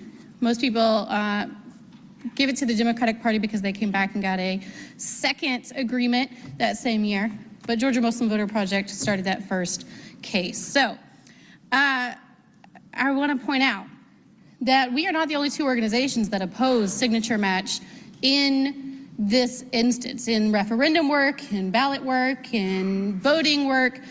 In fact, just this past fall, you all received a letter from us. I talked about it here at Council, along with over 30 partner groups who work in voter education, voter resources, voter litigation, and voter registration, which discuss signature matches. It undermines the integrity of the city's validation procedure. And we sent that around, and these were the organizations that do this work day in and day out. We alone at New Georgia Project can knock on up to 4 million doors in a year. We can register 50,000 people in a year. We did that last year in an off year. So we are folks that know the people of this city and know the people of this state. And the state, again, is critical here because what the city of Atlanta does echoes across this state. Atlanta influences everything. It's not just a shirt, it's true. So what did ending signature match mean? It was a huge victory for all Georgians. This decision further secured each citizen their constitutionally guaranteed right to the ballot. That was not my statement. That was Democratic Chairperson Nikema Williams when that was ended in 2018. So I hate to see this returning in such a way. In doing this work, like I said, we are on the doors every single day in Atlanta and in cities across the state. And so much of our work to get out the vote is to convince people this is important. You have power. You can make a difference. I have never seen in 14 years of doing this work people begging for a vote so much like they are here. 116,000 people saying, please give us a chance to go to the polls again. Please give me the chance to arrange childcare again, to have to step away from my job again, to have to think about going to the ballot again. They are asking for it, and that doesn't happen often. And if they don't get this chance, you best believe they will bring that passion in 2025, because it will happen. I want to also point out that just a couple weeks ago, we sent another letter in specifically talking about this legislation with 30+ co-signers, all of whom are on the ground here in Atlanta every single day, talking to voters, turning out voters, and encouraging voters. In that, we talked about this legislation is put together from best practices in municipalities across the country. This works everywhere in the nation that has tried it. And it was constructed by leading voting rights litigators in the election law space. It sets clear, fair, and deeply important standards for referendums here in Atlanta, which, of course, provides you an opportunity to set up municipalities statewide to do the same, because I promise you, I'm at the state capitol every single day. They are working on something that would do the opposite, that would kill this process across the state. And writing bad legislation here only helps that to become true. This legislation, again, it represents one of the most prominent opportunities for progress in our state, because we have a chance to set up something for the future, for our kids, for our grandkids, to make change happen. If we fail to act, it's a severe blow in trust to our government and to people's willingness to participate and to our faith in elections, just like my cohorts have said today. So we still have a chance to fix this. I know what came out of Committee on Council wasn't what a lot of us wanted to see, but that language still exists. So we urge you, on behalf again of these 30+ organizations that have multiple times come to you and said, hey, not all of us were involved in the referendum process, but we think you're doing something wrong for voting rights in Georgia. We think you're doing something wrong for the people of Atlanta. So we are here to urge you to go back to the bill that came in as written from Councilmember Bakhtiari, make amendments to this legislation that came from Councilmember Westmoreland via Councilmember Shook, and to make those changes to get back to the way it should have been, to set a precedent that works for this state. If you're worried that this may go to court, that this may end up in court again, we've been in court for what, 7-8 months now. Just puts us back where we belong. Works for the state legislature to write bills before worrying about it. We can do it too. We need something that is good, that we can stand up for. And by we, I mean all of us, council, the community, the organizations that work on behalf of all of us here. So let's get something good passed that we can all stand up for. And then we can worry about what law council says, because the real professional election lawyers are telling us this is well written. So please adhere to amendments. Please put it back in its original form. And we look forward to your vote today. Thank you. Thank you. Next will be Prophet Curtis Harrison. You'll have up to 2 minutes.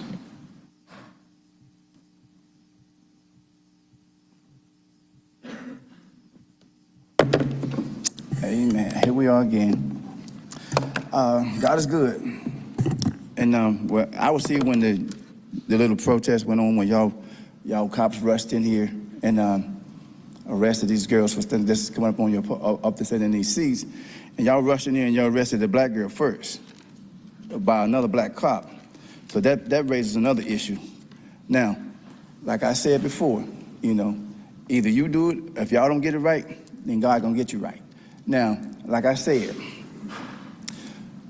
your cops killed a 60-year-old black man by another young black cop in this city, near a black college. Okay, but y'all building cop facilities for cops to kill more people. Not a fact, I'll let you know I know what I'm talking about. It hadn't been a cop in America since 1972. So I'm gonna leave that right there. Now, then Rashad Brooks got killed by another one of y'all's cops. Cops, we pay your salary. City council don't pay your salary. Taxpayers pay your salary.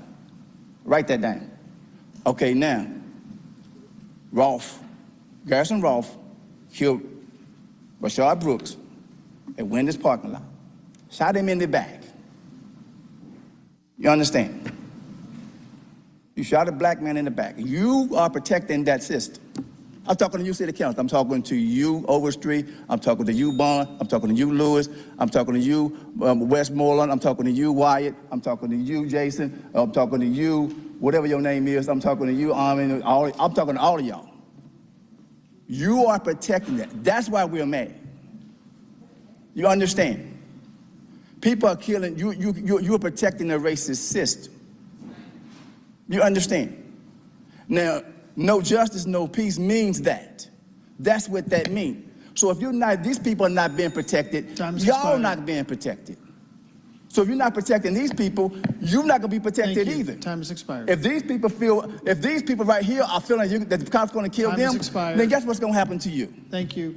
Understand something. Thank you. Time has expired, Mr. I see the future. You understand something? Time has expired. Understand something. Mr. Harrison. No justice, no your time has peace. expired. Thank you. There's more people than cops. There are other You people understand waiting, Mr. that? Harrison. Thank you. Y'all set up in, no. I'm gonna disrespect you because you disrespect people. Y'all just time listen to has the council expired, Mr. disrespecting Harrison. people. Y'all sitting here and talk. You're talking now. What y'all Please talking about? let someone y'all else speak talking in the now. mic, What are y'all Mr. talking about? Harrison. Where's the city council? Where's the Harrison, city your council time people has over there? expired. Y'all Thank disrespect you. them, man. I'm walking down your street. I'm coming down your street. Next up will be Rohit Malhotra. Due to yielded time, you'll have up to 10 minutes.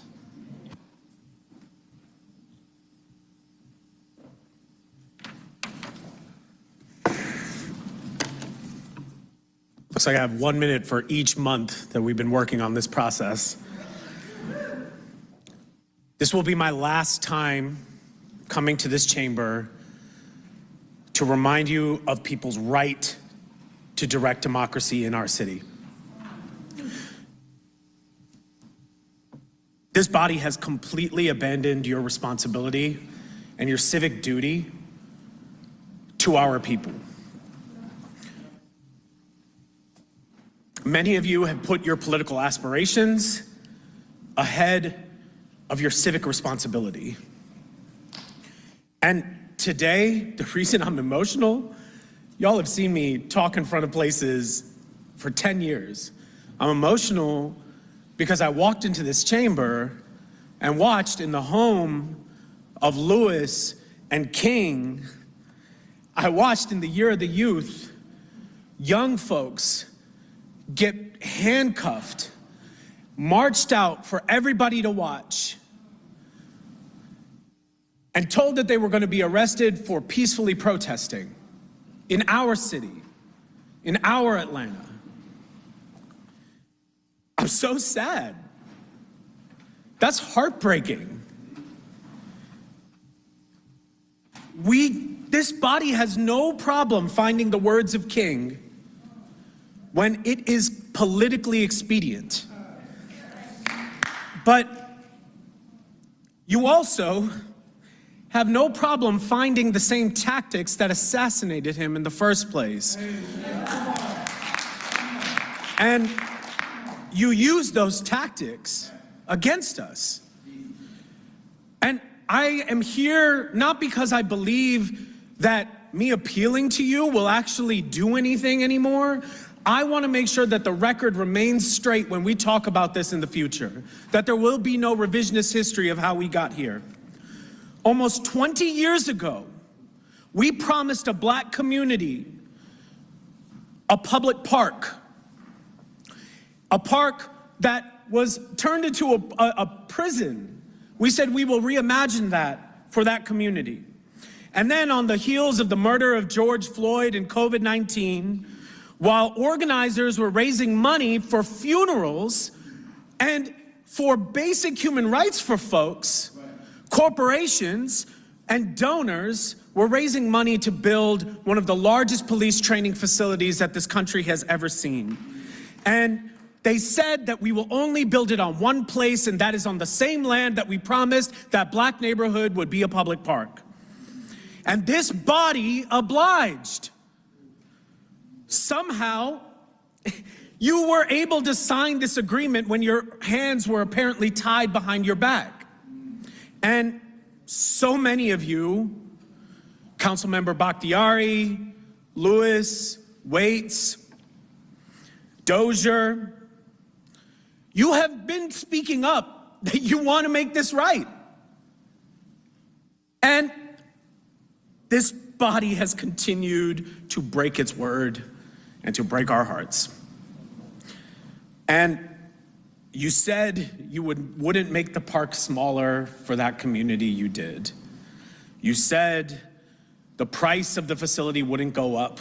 It did. You said you would be respectful of dissent, and you were not. And thankfully, and luckily, in Maynard's Atlanta, the city charter gives the people the right to direct democracy through referendum. It is our right, and your only power in that right is to codify a process. And so I'm clear, the city of Atlanta actually allows for referenda, but doesn't have a process on how to do it. And instead of creating one, you are making people beg you for a process. You said you would do it at the beginning of the process, and you didn't. You said the clerk would do it, and they didn't. You hired another clerk to be the special clerk on this issue, and they didn't do it. And so the people finally said, we'll create a process, and unlike you, we did it. In your obsession about Atlanta being a group project, you refuse to pull your weight and put the burden of on the people to do your share of the project. But the people continue to show up because that's the real Atlanta way. That at the hottest summer on record, 100,000 people signed a petition demanding a public vote. And when those petitions were handed over to you, you still didn't have a public process. So what we did was we worked with local and national organizations, said, what are the best practices around the country that this place that is obsessed with democratic politics will surely want to look at national best practices to codify that locally. And we presented it to you publicly and privately. And every step of the way, you stood in the way. You said one thing in one room, and then you said one in another. You cried to us in one room, and then you laughed at us in another. Every time we ask you for progress, you tell us you are powerless. But when it comes to progressing harm, you somehow find calculated courage. This is not about protecting police officers. This is not about protecting a park. This is about you protecting power. And our ask was simple. We just wanted you to protect democracy. That we want a process that counts petitions fairly, that don't use signature matching. It's a harmful process. I sat with you. We walked through every line of that. And we call on you to not use police officers as a political bargaining tool between you and the people. This is about democracy. And we want you to be on the right side of history. We do. This is hurtful. I have no pride, no happiness, no joy in being here. I have plenty of disagreements with some of y'all, personally, professionally, but we should agree on this. That when over 100,000 people are on one side of history, which include Dr. Bernice King, Miss Helen Butler, Latasha Brown, Mary Hooks, Reverend Warnock, Stacey Abrams, and you find yourself on the other side, you might be on the wrong side of history. And you can dismiss us as outside agitators, but I'd rather be called that than to be a corporate sellout. I have a policy degree, and I find myself instead wishing I got a theater degree to deal with this body. So we have an opportunity to use policy to drive a better outcome here.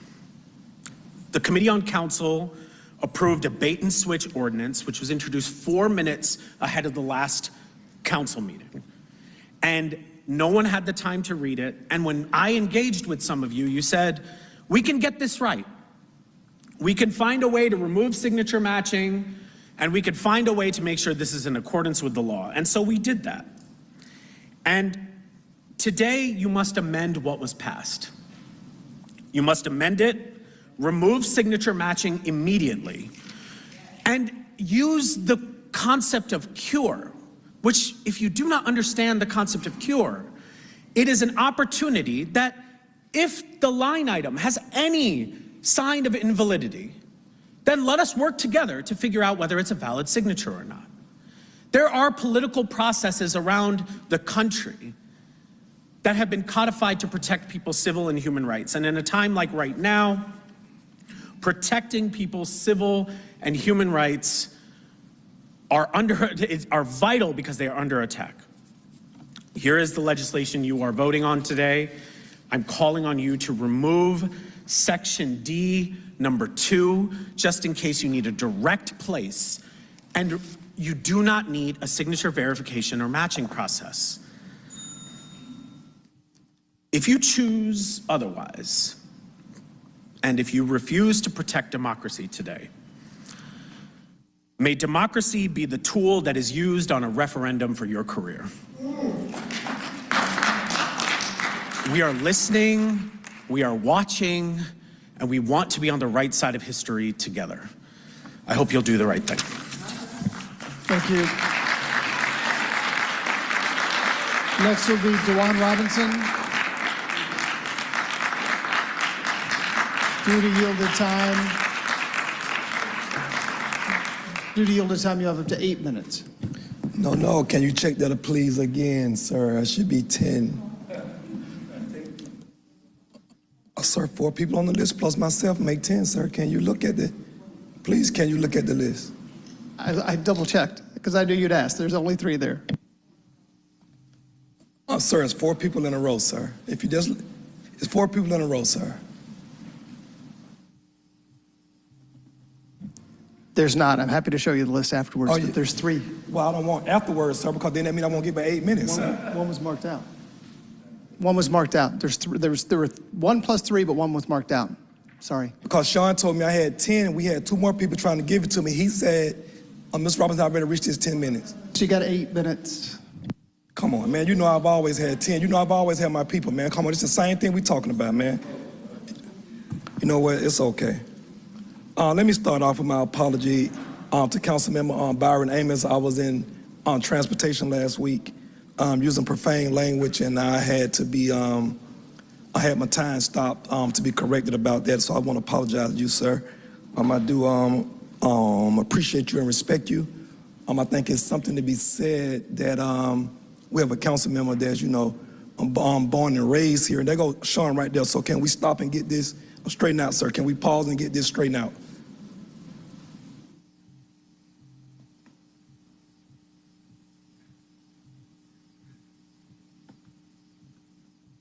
He's an honest man, so I hope we listen to this honest man.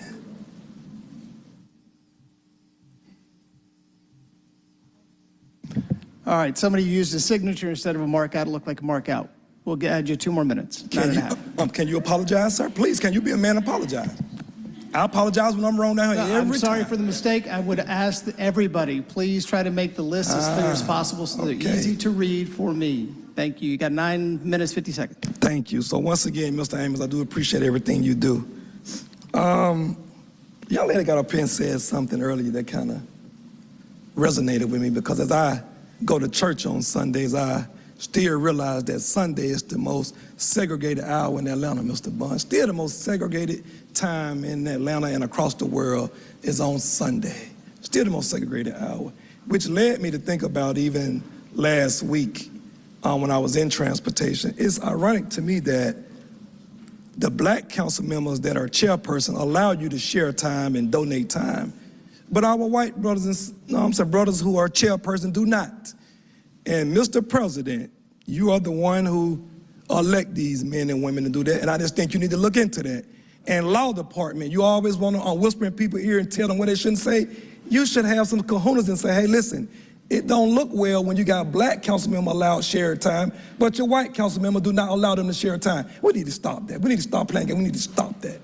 And Mr. President, that lands on you because you appoint these people to do that. And I don't think it's right, because once again, you are infringing on Second Amendment rights, no, First Amendment rights. When you know what I'm saying, when one body allow it and you don't allow it. So it goes back when the young lady asked if King was here, what was he do? Bernice spoke at her father's birthday celebration at the church last week, and she said she is so tired of black folks in Atlanta using her dad's speech in life and not living it. I, for one, can't agree with that. I'm so tired of that when it's so convenient to talk about Dr. Martin Luther King and his children. Which take me back when I go to the school board later. It's so ironic that, you know, King could have chose, isn't high school in Atlanta, Antonio, he sent his King to Frederick Douglass over there on the west side of Atlanta, 225 Hightower Road, Miss Overstreet to be exact, in the Bankhead area. He sent his kids over there. Joe Boone sent his daughter over there. My man Julian Bond sent his son over there. So we gotta stop acting like we don't know what's going on in Atlanta. And how one side of town can be written off years later by people who sit here, but hey, our good doctor and his wife, you know what I'm saying, Coretta, them, they chose to send their kids over there to Douglas High School, which most people want to send their kids on the hill to Benjamin Mays, you know what I'm saying? That was supposed to be but Douglas High School, man. And we got to stop playing with that legacy, because they came up under Dr. Butts. I came up under another great man, Dr. Hill, and we cannot allow that to keep going on and not understanding that the legacy kids, parents chose to send their children to Frederick Douglass High School, man. How do we get here on some of this stuff? I started coming down here for the record, you know what I'm saying, for those who have been spreading false narratives on social media talking about I'm attacking a black woman. I spoke out against a black woman who fired and defamed 2 black women. We need to get that straight. I was taken up for 2 black women that were wrongly accused by another black woman. That's last week when I spoke at Transportation, Mr. Amos and Mr. Lewis, Ms. Waits, Mr. Hillis. Steve Myers was just fired this morning by the general manager, right? Ms. Overstreet for having somebody to lie on the application and lie about their credentials. Now I'm wondering, when I speak about Ms. Farrell's mother over there who worked in the mayor's office, who also lied on her application, said she got a degree and got a GED, why are we not looking into that and seeing what's going on with that? How is one wrong, we corrected it, but we didn't correct the other wrong? And then why, if the airport can fire them, Mr. Warren, Mr. Steve Myers, well, we show holding our time on the general manager and the deputy general manager. You have a young lady that is over everything funded by all money generated by the airport. She's over all of that, but nobody up here demand that she come to answer some of these questions. That's all I be asking, man. All we just saying is, like, we can't do that. Like I tell the mayor all the time, we can hold the moratorium over there at Wellstar, but we can't do it to these developers that most of them in Dustin Hillis area, where I'm born and raised at, We can't do that for these people. We can't hold permits over there, but we can hold it for Wellstar. We can't show our power on one hand and then hide on the other hand. We can't allow nobody to do that in this town. And Mr. Hillis, when you guys tried to put together that nuisance bill early last year, I hope you guys look back at it, because we can't try to celebrate and pump our chest when Killer Mike did a sweep last night at the Grammys, but it's the same genre that you guys have been trying to shut down and quiet, not understanding that history shows me that all of downtown were all strip clubs owned by white establishment owners. Everything down there was full of naked and nudeness, and it was okay. Because at the time, black folks couldn't get a business license in the city of Atlanta, so it's okay. But we are here now because we have certain people on council that, not from here, choose to divide us good black folks that have been working with white folks for many, many years. We got a lot of folks that are working hard to undo that, Mr. Council President. And I say the president before you was horrible, Felicia Moore, horrible, but the giant which we stand up under, who was named Marvin Arrington Sr., you was once over the civil rights movement, the Civil Rights Museum, am I right? You have a hill to climb because you're allowing some of your counterparts that look like you to get away, you know what I'm saying, with atrocities that we should not be standing for. When you guys say that about the signature matches, are you aware, my black council member, Mr. Alex Warren? Just to be clear, when the KKK was against black, it also said Jews, Asians, gays. They was against all of that. If you wasn't pure white blood, like Mr. Dustin Willis, they were against you. So, Mr. Alex Warren, when I say that, I have to remind you that it was a black man in the civil rights movement that made sure that the gay bill got passed before everything else, which we know haven't expired. Fair housing and the voting rights, all that come up for conversation. But the gay rights bill, no, and I'm okay with that, right? Because I don't believe that a gay man or woman should be beaten, discriminated against, killed, or anything. But I feel that you also owe us a debt of gratitude sometimes to step out and speak up against, you know what I'm saying, and for the black rights, white rights, or anything that is against humanitarian. So it goes back to you, Mr. Shipman, because you was part of the Civil Rights Museum, the president over there. And I just want to hold you accountable for that, man. Like, you have a debt, gratitude to pay, because like I always say, you got more black votes than the mayor over there. You know what I'm saying? The same black women organization supported you and then support our mayor. So some people believe in you, man. And we know that you want to run for mayor, man. Whether you want to admit it or not, I know that politics is lined up.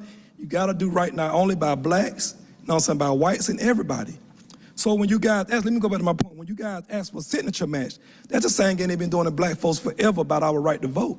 So council, I'm just telling you, let's not forget. Ms. Boone, Mr. Bond, this is what y'all daddy fought for, got beat for, put their families in danger for this.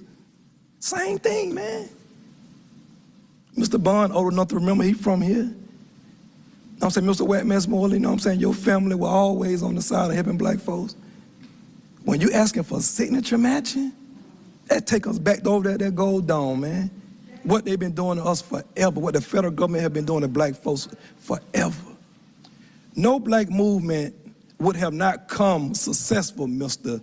President Doug Shipman, if it wasn't for our good white folks and Jewish folks that locked on with our black folks and said, no, we're not letting this go down. So I'm not for separation, I'm for all of us. You know what I'm saying, for humanitarian to be treated right.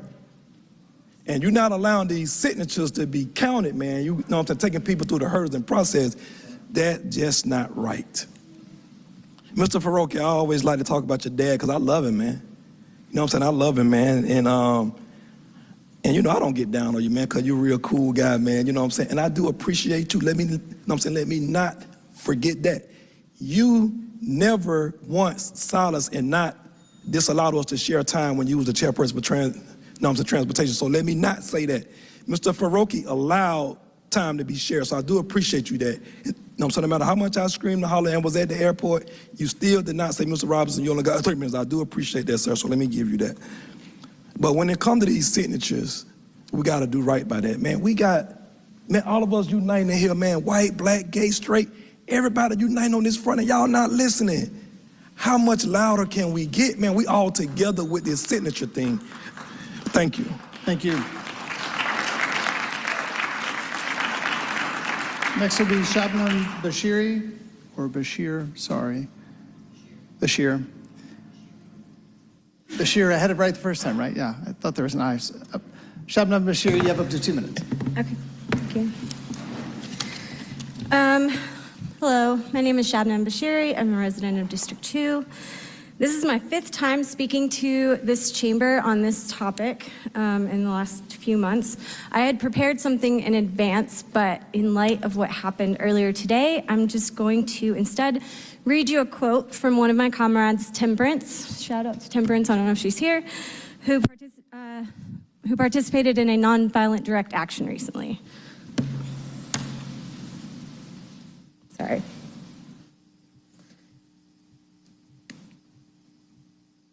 As a volunteer for the Cop City Vote Referendum Initiative, I knocked on doors across Atlanta, gathering petition signatures, including this exact neighborhood where I took action today. Myself and countless other residents have tried every legal avenue to stop Cop City, but the city government has stonewalled us every step of the way. I don't want to have to be doing this today, but direct action and civil disobedience are the only options we have left. She said that after locking down to some construction equipment in a nonviolent act of civil disobedience. When asked for a response later on to the notion that civil disobedience is the only option we have, the mayor said, their route hasn't worked for them because it's not the right route to take. Last time I checked, that wasn't his call to make, but here you guys are co-signing that sentiment and allowing the mayor to just derail this entire process. Please remove the amendment and pass the ordinance as it was introduced. Thank you.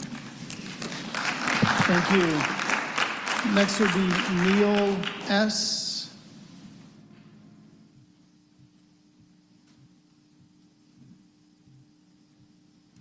You have up to 2 minutes.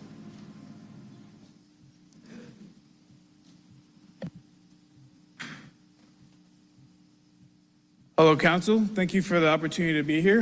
My name is Neil Sardana. I'm here with the Georgia Conservation Voters. So signature match, that is what we are considering now here at the City of Atlanta. So I hope you all realize that's the exact tactic that's been used by the Republicans in this state to take people off the voter rolls.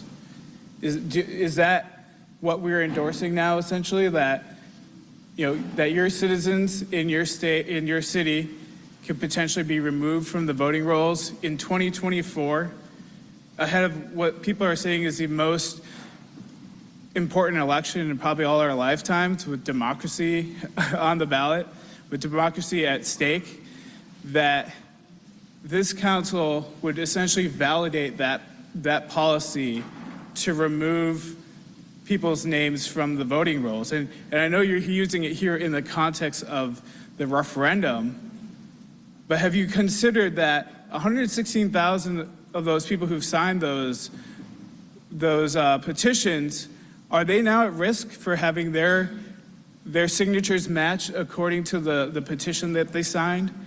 Do we know that?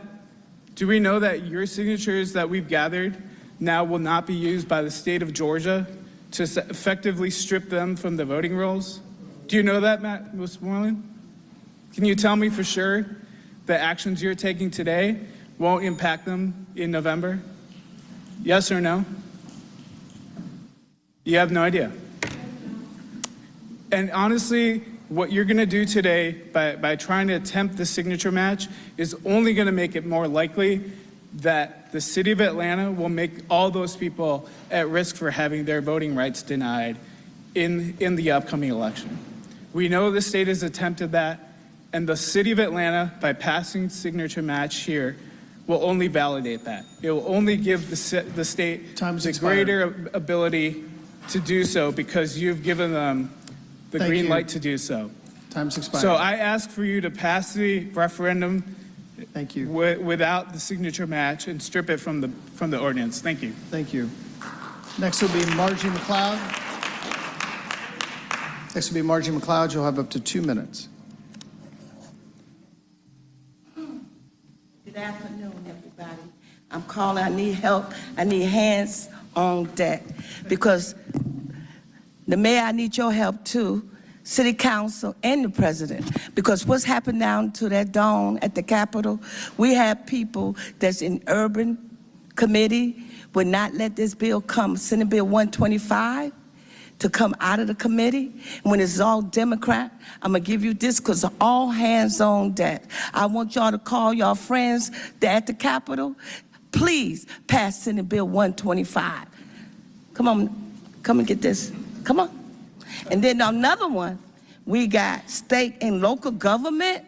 They're also against it. And we have people here on this list. His name Frank? No, don't, just wait.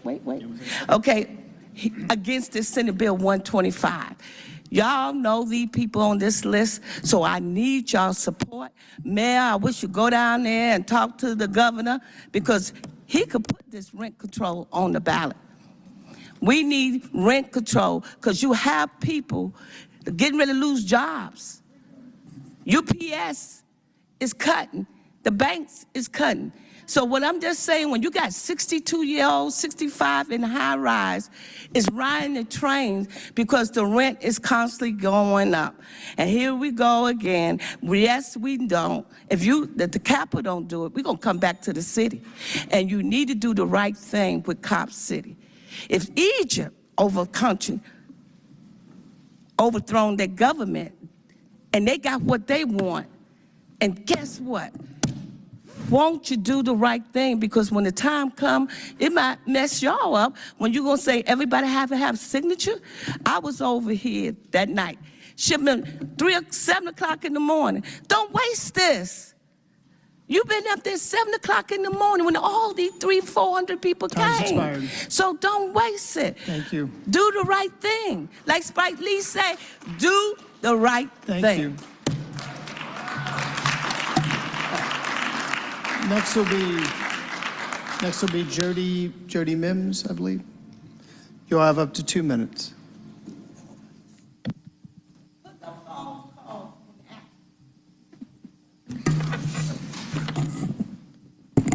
Hi, I'm Jody, and I come for support of Senate Bill 125. I'm asking each and every one of you all to support this bill. This bill will help people stay in their homes and apartments. It will address HOA increased fees. This bill will help the people sleeping in their cars, the people you see in parking lots with all their items in their cars. This bill will support our young people who have no parents to go home to and their rent has increased. It will help to become, it will help not to become our young people becoming a statistics. This bill will help stop crime.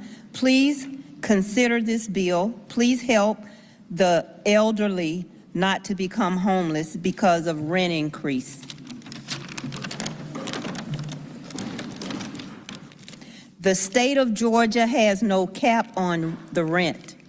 The investors are not keeping their word with the Atlanta housing authorities on how many units they will allot for low-income housing.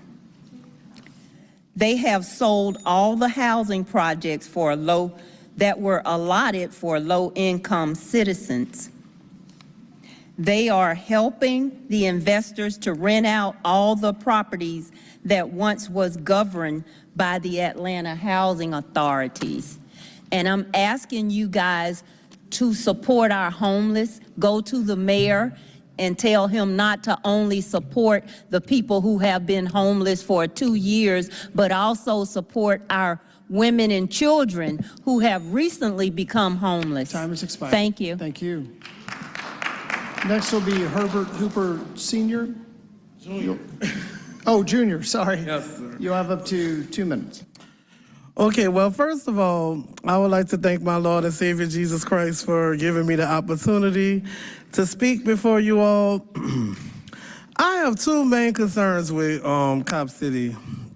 The first is there has been so much police violence towards the citizens of not only Georgia, but of America. And I think of Tamir Rice, the young boy who was only playing with his toys before he was gunned down by the police.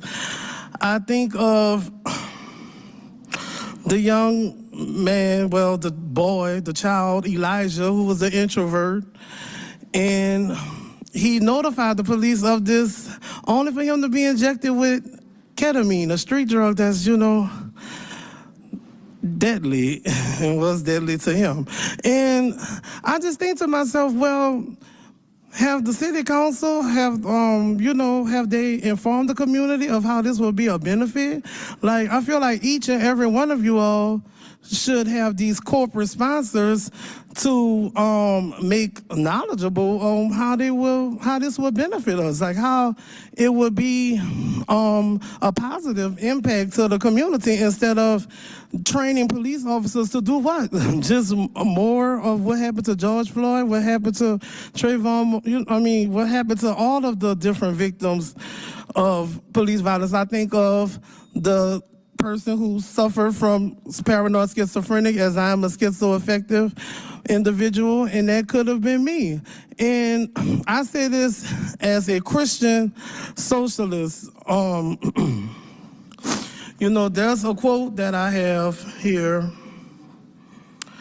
and it's by MLK Jr., and I was grateful enough to be able to visit the historic park on the past holiday. And it says, capitalism forgets that life is social, and the kingdom of brotherhood is found neither in the thesis of communism nor the antithesis of capitalism, but in a higher synthesis. Thank you. And wait, give me one more second. I would like to thank Miss Overstreet, please. She sent a beautiful booklet to my apartment, and I would like to thank her for the creation of the dog park and for what she is doing for the elderly community via the new community center, because the elderly are near and dear to my heart. And I would invite Ms. Overstreet to speak to me about the benefits of Cop City and how it will be a positive impact instead of all of the negative impacts that I've heard from all of the activists in our community. Thank you all, and God bless you. Next up will be Amy Castanel. Amy Castanel, you'll have up to 2 minutes.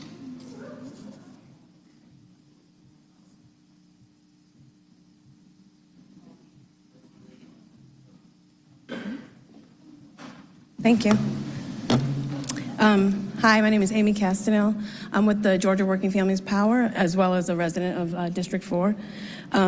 I spent all summer collecting signatures, and when we came to turn them in, I saw folks really devastated by the undemocratic process that we were assaulted with on that day. Well-meaning and excited residents were hurt and discouraged and silenced, not silent. We must amend what was passed today to remove signature match in the verification process. It's undemocratic and racist, and y'all already know this. We have the opportunity to vote to restore democracy in our city. Please, please do that today, and let the people decide once and for all. Thank you. Thank you. Next is Kat Maddox. You'll have up to 2 minutes.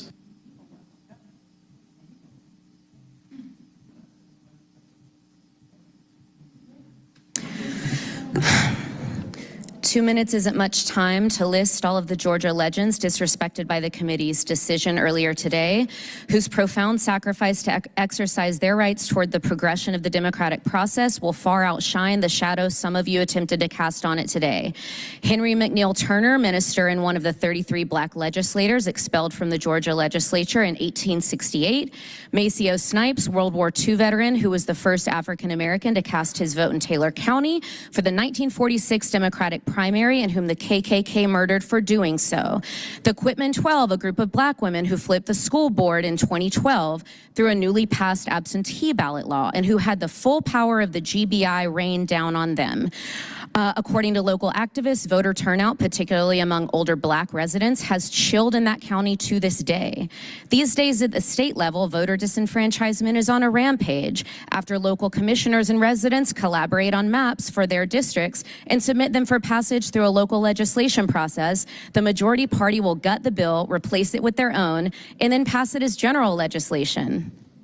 Oh, he's not here. Sound familiar, Matt? You're not worried about home rule. You're ruling just like the minority who thinks they're the majority because they have the votes for now. The legislator who authorized the exact match legislation system had a side gig for years representing municipalities across middle Georgia with large black populations where he was being paid very well while helping to strike people from the voter rolls. Now he's going to be a judge. And y'all are worried about the safety of some construction equipment? After the job you and the insurrectionist party are about to do on this city, there won't be anything left to burn. Thank you. That was our final speaker today. I want to thank all of those who came forward to offer their comments to the council. Next, we will move to report of the journal. Madam Clerk. Good afternoon, everyone. I, Corinne Lindo, Municipal Clerk of the City of Atlanta, do hereby certify that the minutes of the regular meeting held on Monday, January 22nd, 2024 are true and correct. If there are not any changes or additions to the journal, I would entertain a motion to adopt.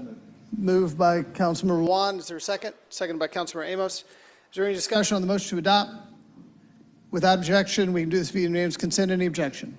Madam Clerk, please sound the count of unanimous consent on the motion to adopt the journal. Mr. President, unanimous consent are 9 yeas, 8 nays. Well, 2 just walked in, so 11 yeas, 0 nays. 11 yeas, 0 nays. The motion to adopt carries. Next, we'll move to communications. Madam Clerk. Mr. Chair, if I may take items 1 to 3 as a block. Without objection, please proceed.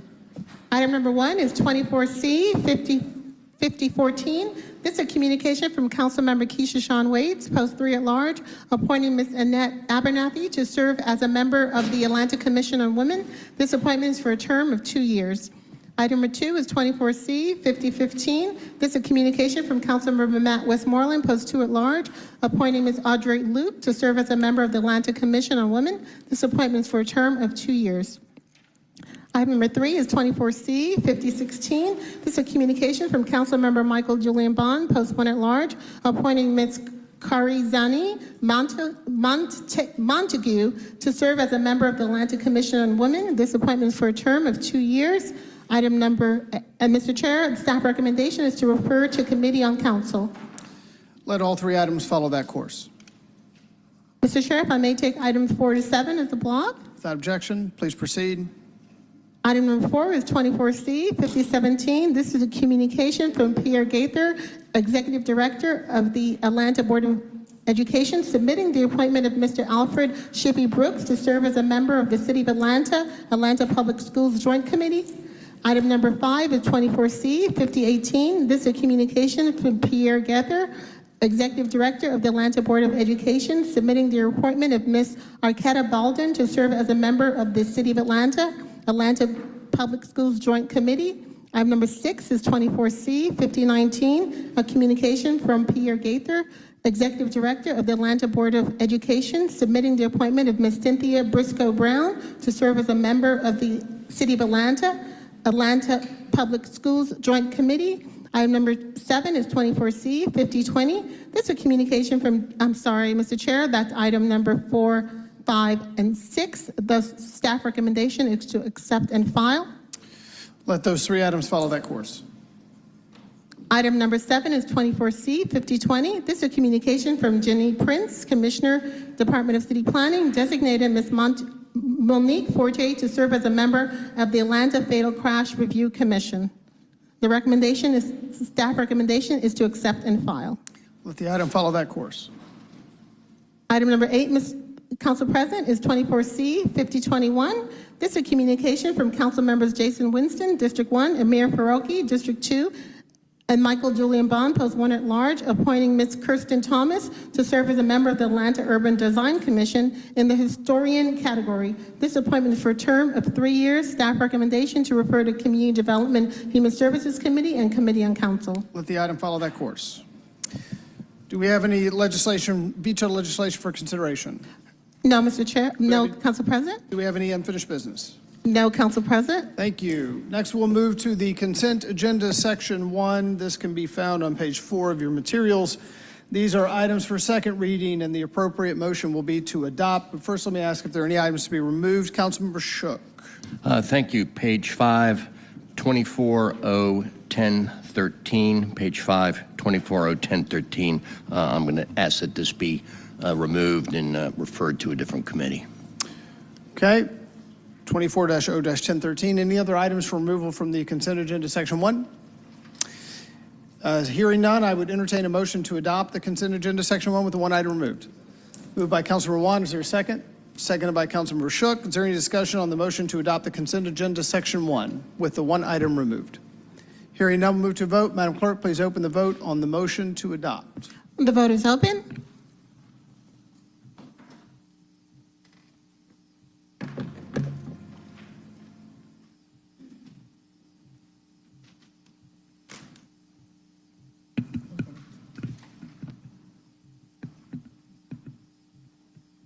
The vote is closed.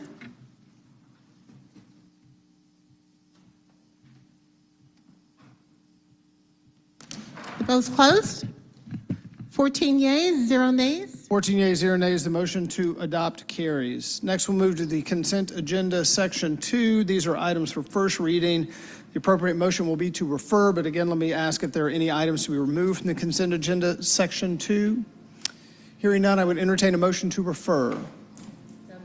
Moved by Councilmember Norwood, seconded by Councilmember Shook. Is there any discussion on the motion to refer the consent agenda, section 2? Hearing none, we'll move to vote. Madam Clerk, please open the vote on the motion to refer.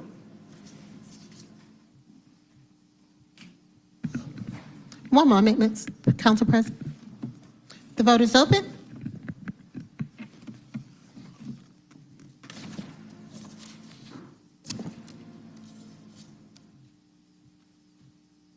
The vote is closed. 14 yeas, 0 nays. 14 yeas, 0 nays. The motion to refer carries.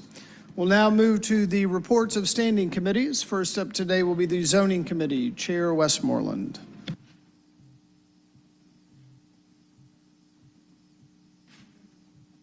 Thank you, Mr. President.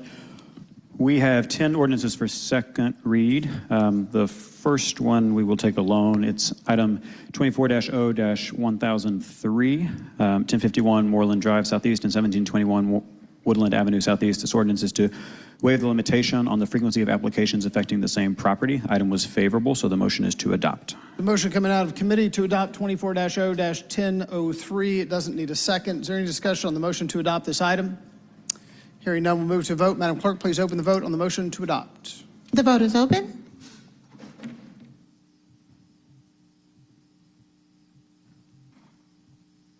Will everyone please vote?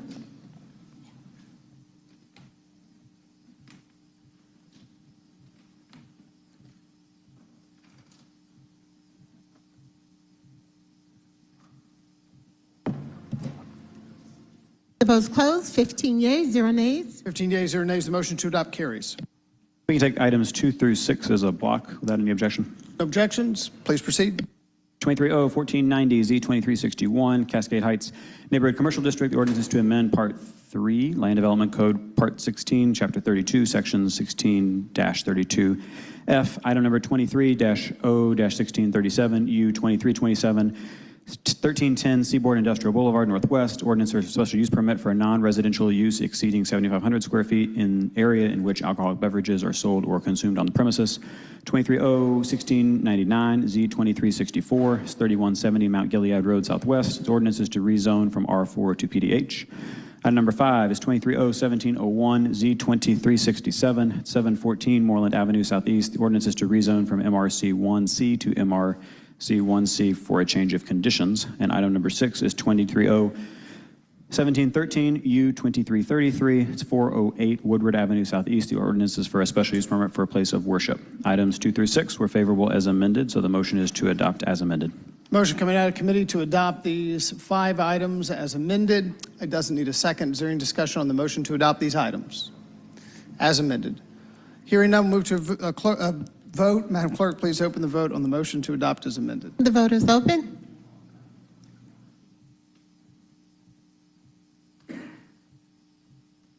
The vote is closed. 15 yeas, 0 nays. 15 yeas, 0 nays. The motion to adopt as amended carries. Items number 7 and 8 can also be taken as a block without objection. Any objections? Please proceed.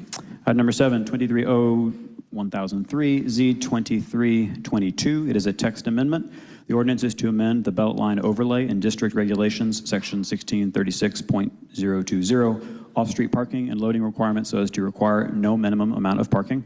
Item number 8, 240-1040. It's 2535 Glenwood Avenue. The ordinance is to waive the limitation on the frequency of applications affecting the same property. These 2 items are favorable as substituted, and so the motion is to adopt as substituted. There's a motion coming out of committee. It doesn't need a second to adopt these 2 items as substituted. Is there any discussion on the motion to adopt as substituted these 2 items? Hearing none, we'll move to a vote. Madam Clerk, please open the vote on the motion to adopt. The vote is open.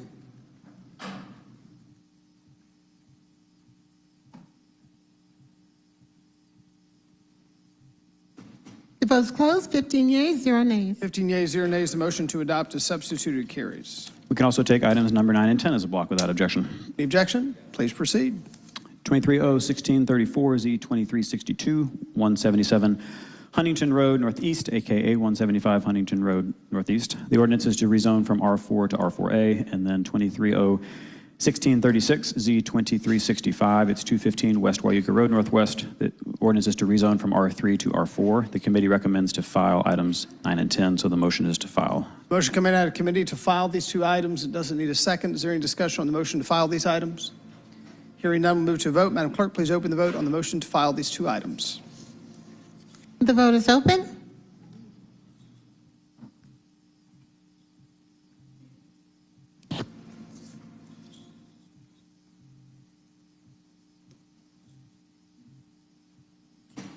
The vote is closed. 14 yeas, 0 nays. 14 yeas, 0 nays. The motion to file carries. Final item for second read is item number 11. It's 24R3165, 470 Candler Park Drive Northeast. The resolution is to extend the interim controls on the pending designation of the Old Stone Church landmark building. The item was favorable, so the motion is to adopt. Motion coming out of committee to adopt 24-R-3165. Doesn't need a second. Is there any discussion on the motion to adopt this item? Hearing none, we'll move to vote. Madam Clerk, please open the vote on the motion to adopt. The vote is open.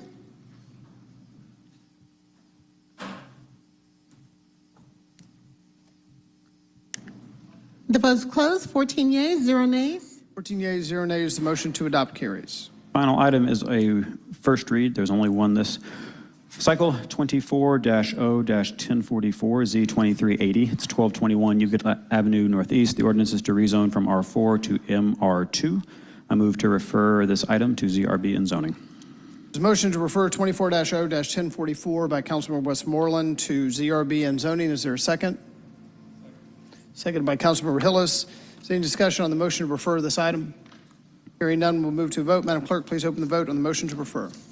The vote is open.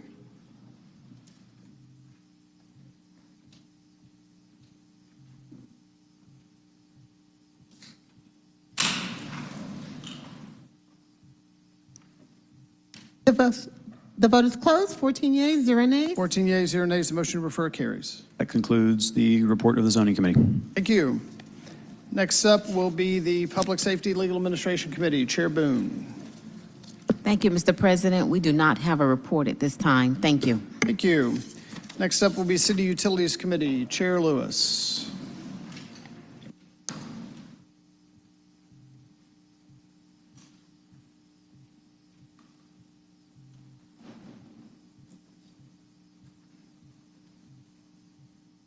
Good afternoon, Council President. Please turn to page 33 of your full council agenda for the Standing Committee report for the City Utilities Committee for item number 1. Item number 124C-5001, item number 1, page 33. A communication from Danielle Hampton, Chair Audit Committee, submitting the performance audit report, water billing and collections. The performance audit report was presented at the January 30 City Utilities Committee meeting. Motion is to accept and file.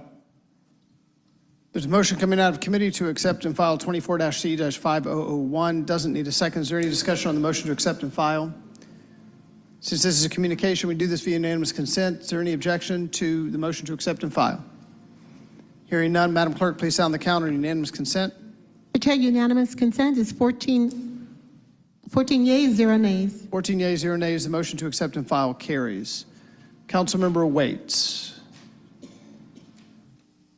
Yes, Mr. Chairman, I'd like to move to bring the item off hold that I just gave to you. Councilmember Waits, I believe you're making a motion to remove from hold 23-0-1445. Is that correct? That is correct. It is in order as she is the author of the legislation and it's been held for more than 2 cycles. She can bring it forward. Give us just a moment so we can grab the paper. Thank you so much. This particular piece of legislation imposes fines and penalties for trains that block railroad crossings. This is something that was introduced, I think, back in August of 2023. There has been conversations with some of the larger railroad companies. However, we have not been able to find a resolution. And recently, I've been advised by a number of emergency service workers that the trains are continually blocked. The crosswalks, are blocked in the Hunter Hills community as well as other neighborhoods throughout the city of Atlanta. It's my belief that this legislation will go a long way in terms of protecting communities that have been dealing with this dynamic for, I believe, at least 30 years. And so for that reason, I'm asking for favorable consideration. I don't believe it needs a second. Is that correct? No, it will need a second. You'll need to move to adopt and then we'll need a second. So thank you. You'd like to, so a motion to adopt by Councilmember Waits, seconded by Councilmember Lewis. Let me just make sure, do all members have access to the legislation? There is the caption in your materials, 23-0-1445. Discussion on this, Councilmember Juan. Thank you. I appreciate it. I'm reading the legislation. I'm sorry, we're kind of doing this on the fly here as you've pulled this up. If I read this correctly, the paper changes a fine for failure to maintain property. So I'm trying to understand how that applies to and would be utilized for the case that you brought up in terms of the railroads, in terms of stopping on the tracks.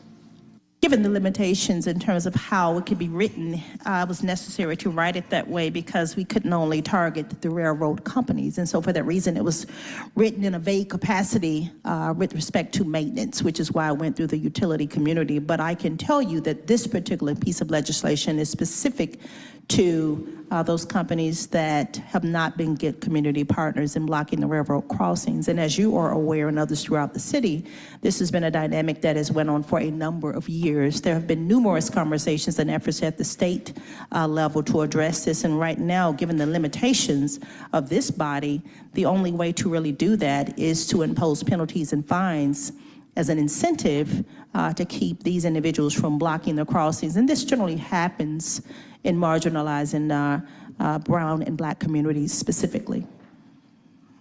And this also applies to private property owners, so residential homeowners would also be subject to this fine floor. Law department, am I interpreting this correctly? Failure to maintain is a pretty broad category, so while I understand the intent and the application, I'm a little nervous about the unintended consequences to our homeowners having the same fine floor, which is what we're trying to establish here, for simple violations of a homeowner. Law Department, am I reading that correctly? And if not, please explain to me.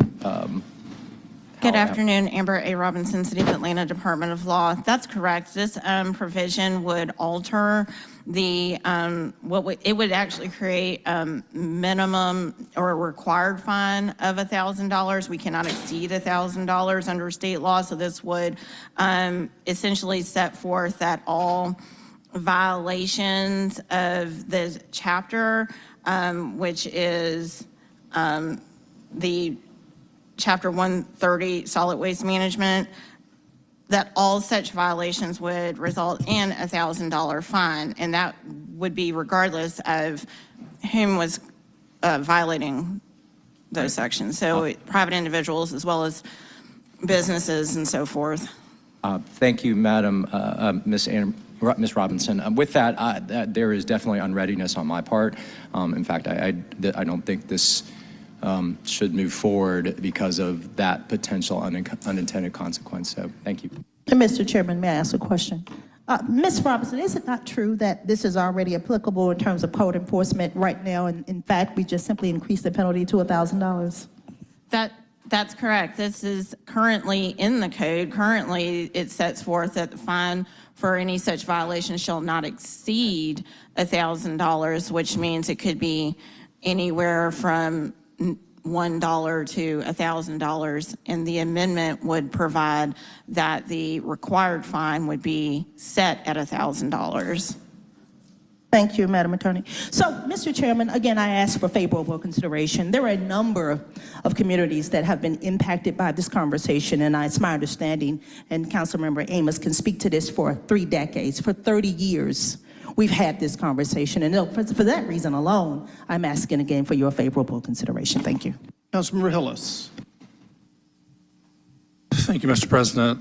I have the same concerns raised by Councilmember Wan. First, I'm not generally in favor of set fines. I believe our judicial system is well equipped to look at a case and go by a case-by-case basis. You know, if it's, Councilmember Boone in court versus the railroad, there's considerations that need to be taken and not just set a $1,000 fine for, a City of Atlanta resident. The second, and I guess more overarching question is, you say this is to target the railroads. However, I am well versed in going to war against the railroads in my fight with Norfolk Southern for a few years regarding historical property in my district.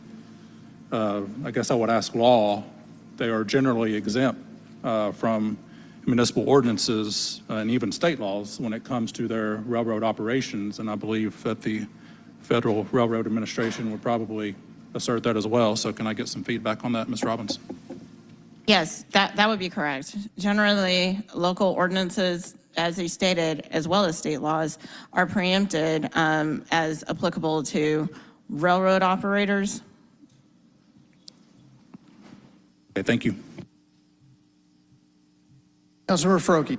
Yeah, so my concern at the start has grown in part because of what Councilmember Hillis just asked the law department and got a response on. So not only does this paper create a requisite penalty of $1,000 if your property, public or private, is unhealthy, unsanitary, unsightly, or unaesthetic,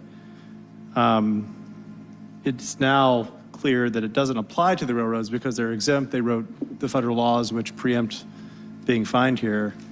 So essentially, if we were to pass this, we're just penalizing non-railroad property owners, many of which will be low-income folks who may not be able to take care of their homes, elderly folks who can't take care of their homes. And so I have deep concerns about this, and I prefer we don't either hold it, file it, or if we vote on it, I'll be voting against it. Councilmember Norwood. Yes, and I appreciate your effort, Councilwoman. But to have us have something pulled off of held and we didn't know anything about it. We didn't talk about it this morning. We didn't have a work session on it. We didn't get up to speed on it. So I will not be able to support it today. Thank you. Mr. President, final question. Councilmember White. Madam Attorney, just again for clarity, is it not true that we currently have an existing $1,000 fine in terms of code enforcement regulations governing this subject matter?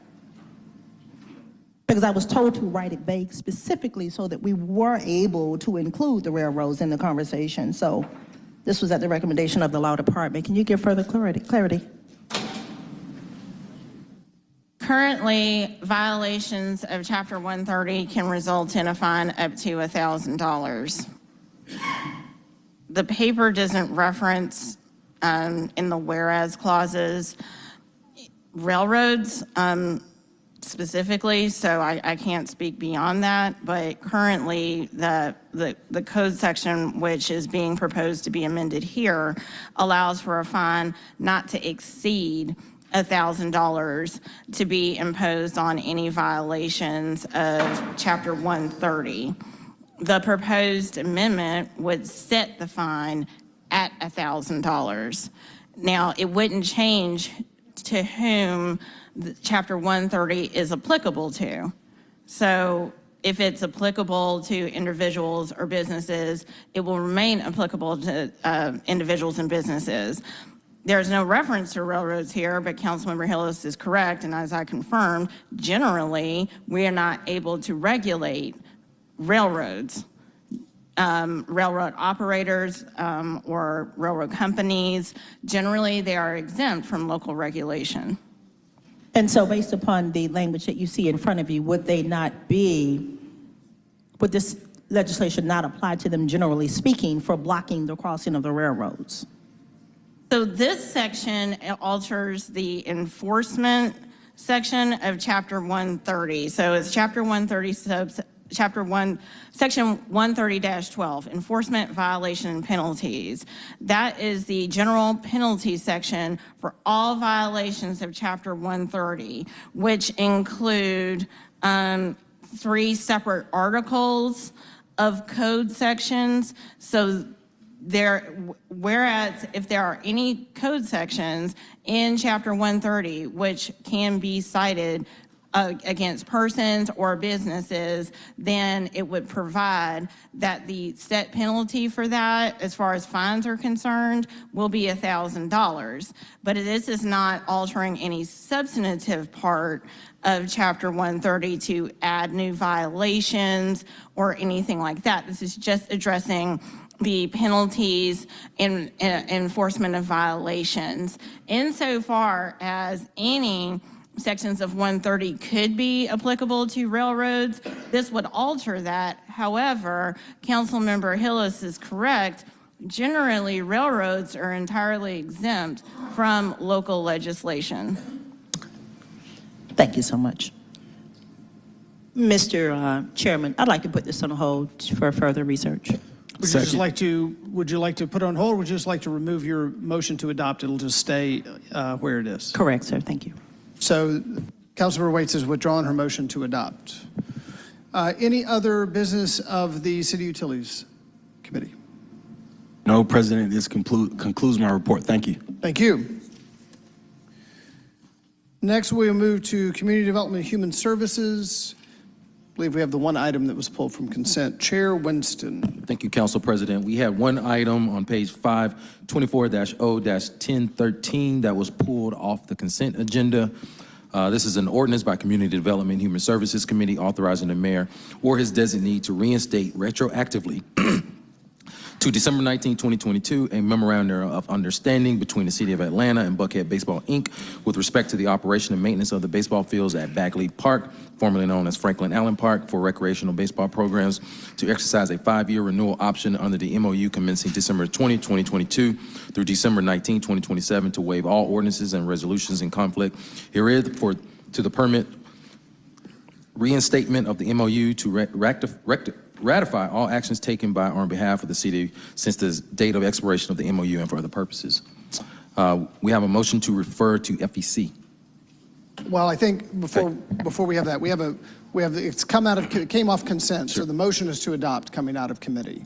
So there's a motion to adopt coming out of committee. It doesn't need a second. Now we'll move to discussion, and I think Mr. Shook would like to say something to the item. Yeah, thank you. My motion is to refer this to Finance and Exec. There's a motion to refer by Councilmember Shook to Finance Exec, seconded by Councilmember Wan. Any discussion on the motion to refer 24-0-1013 to Finance Exec? Hearing none, we'll move to vote. Madam Clerk, please open the vote on the motion to refer. The vote is open.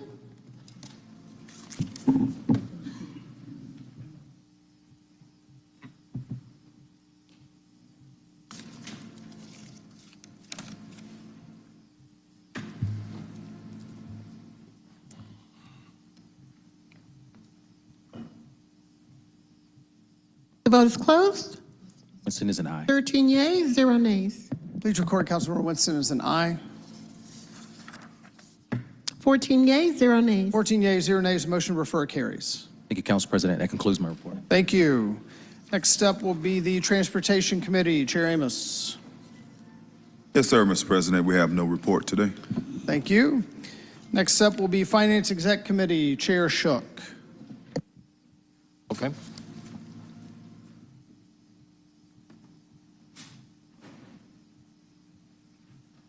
Thank you, Mr. President. Our report is on page 44. The first item is 23R4591, an amended resolution by Finance Exec authorizing the mayor to execute agreements for the RFPs indicated with the bidders indicated. Passion Millhouse GV to provide citywide construction, renovation, and other services to the Department of Enterprise Assets Management and other city departments listed in the attached Exhibit A on a task order basis for an initial term of 3 years with 2 $1 million renewal options in an amount not to exceed $25 million and 0 cents per contract annually on behalf of Deem, with all contracted work being charged to, and paid from various fund, department, organization, and account numbers. This comes forward favorably from the committee on condition of receiving some answers to many of the questions we asked regarding the back and forth between the procurement department, the user department, and the iPro team. And as of this moment, that information has not come our way, and so I'm going to move that this be tabled. Held in Nebraska Council? Held in Nebraska Council. Thank It's a motion to hold 23-R-4591 in the Nebraska Council by Councilmember Shook, seconded by Councilmember Wan.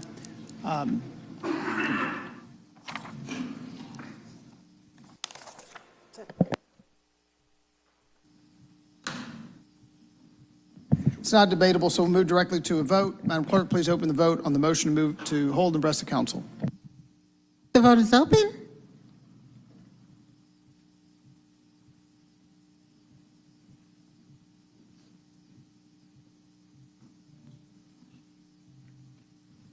The vote is closed. 15 yeas, 0 nays. 15 yeas, 0 nays. The motion carries. Thank you. Item 2 is 24R3120. This also comes forward favorable on condition. This is a resolution by Mr. Wan authorizing the contribution of a total amount not to exceed $300,000 to the South Fork Conservancy for increased security and safety measures, including but not limited to fencing and cameras along the Cedar Chase and Cheshire Farms portions of the network, as well as expansion and alignment of the network, and authorizing the CFO to make the payment from the account number listed herein and for other purposes.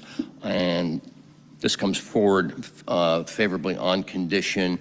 Mr. Wan wanted the chance to get some additional information, and I believe that has come in, correct?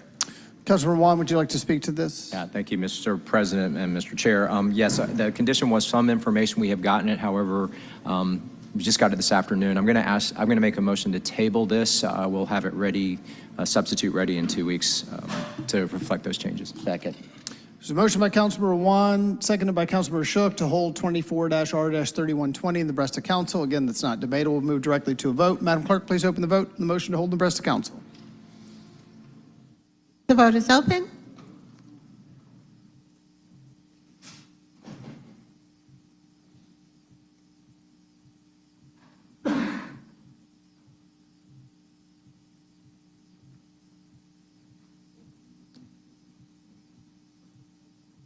Will everyone please vote?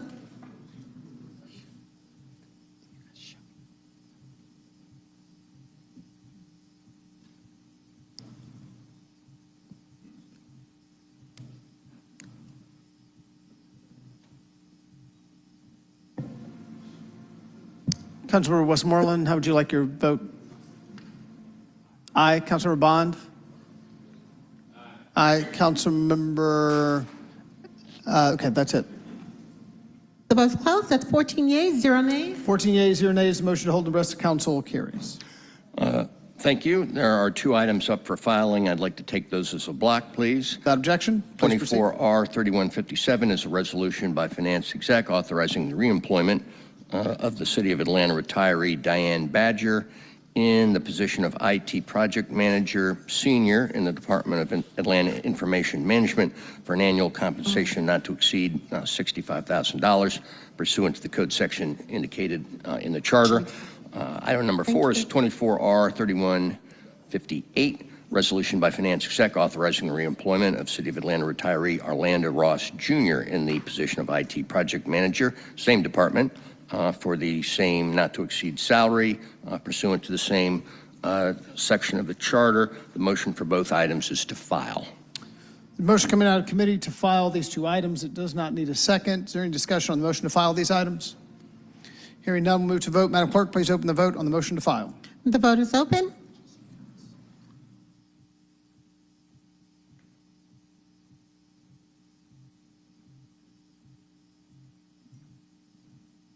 The vote is closed. 14 yeas, 0 nays. 14 yeas, 0 nays. The motion to file carries. I believe we have one other item of business. Councilmember Lewis.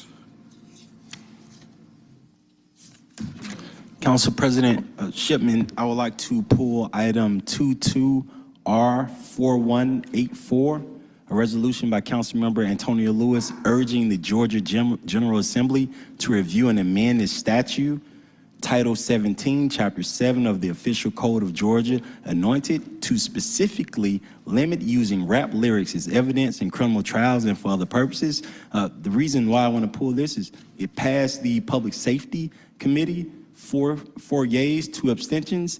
It has no financial impact whatsoever. No financial impact whatsoever. Already passed public safety. We live in the city of Atlanta where Killer Mike won the award last night and said, hey, y'all in Atlanta, I won first. And so I want to pull that off Hill today.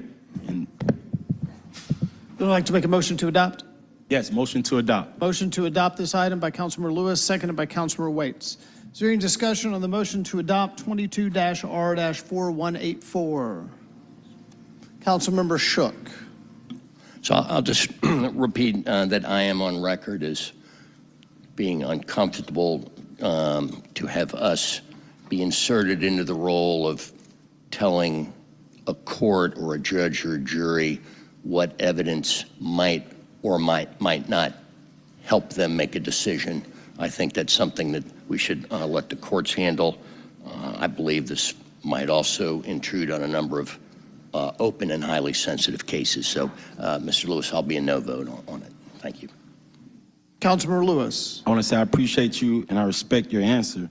Yesterday in New York, a judge, she changed the, and I respect that so much, it's crazy. We live in a city, we live in a town in which we celebrate rap music in different ways than any other city in the world. And so yesterday, a New York judge said something that was so real. She pointed to lines written by Nas, Ice Cube, Vince Staples, Fat Joe, and Future, who talked about their life and their art is just so totally different. And she talked about how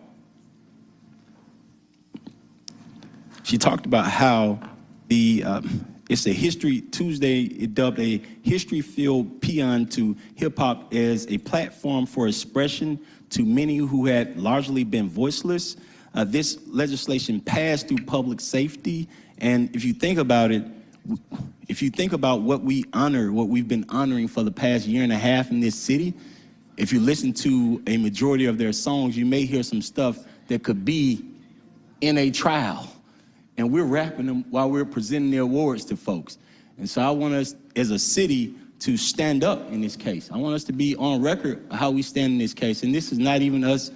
This has zero financial impact. This is a resolution to the state to do something about it. What's everybody else doing?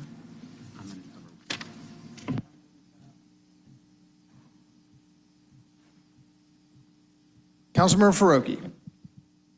Yeah, so I appreciate Councilmember Lewis's paper and Councilmember Shook's observations. Sometimes we get up in arms about resolutions, especially at the legislature. I have one today I'm going to introduce, right? But it's my old Allen Iverson quote. We're talking about practice, right? Like it doesn't have an impact. We're just asking the legislature to consider it, and they tend to ignore what we say anyway. But I think my question for you, Councilmember Lewis, is, and I understand why this is a timely paper. The Young Thug trial lyrics have been at issue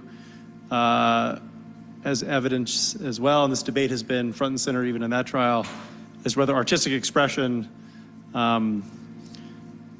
reflects criminal intent or criminal activity when it could just be observing what happens in your life, in your neighborhood in an artistic way. So I appreciate that.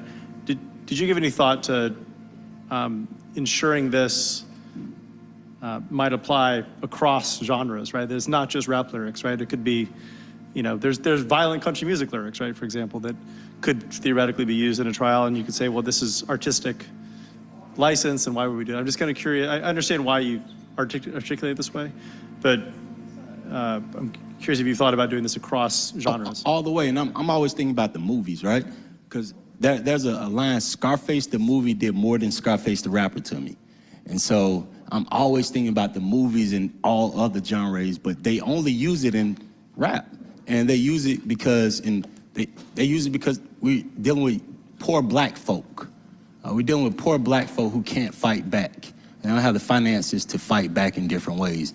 And so when you send a person from Cleveland Avenue down to City Hall in a year of the 50th year of hip hop anniversary, and we see New York, we see different cities that are moving a little faster than us, different states that are moving a little faster than us on this specific issue.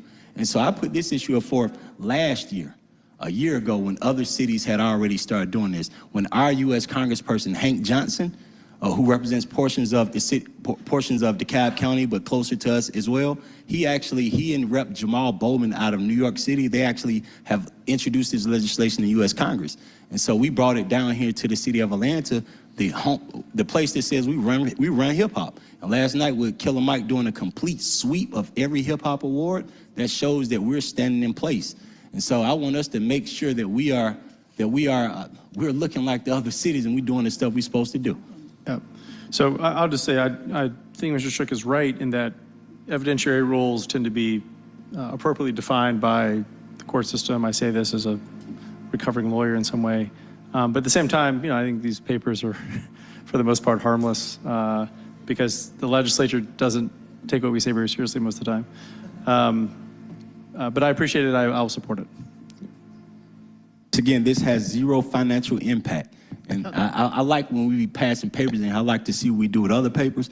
Zero financial impact. Thank you. Councilmember Waits. Thank you, Mr. President. And I also want to note that this is time sensitive given that the legislature is meeting, and this would certainly need to make the cut for crossover day. And so it's time sensitive. And so for that reason, I would also ask for our colleagues to support it. Although I do support the idea of changing the language to lyrics across the board, I think that would reflect the level of diversity necessary in this conversation. But certainly, Councilmember Lewis, thank you for the paper, and you have my full support. Councilmember Norwood. I'm not going to be supporting it. We have the trial going on right now. We have had unbelievable public concern about safety in the city, and we've gone to great lengths to try to make the city not only safer, but feel safer. I think this has the perception and it is in an arena that is right now being litigated, so I am not going to be supporting it for that reason.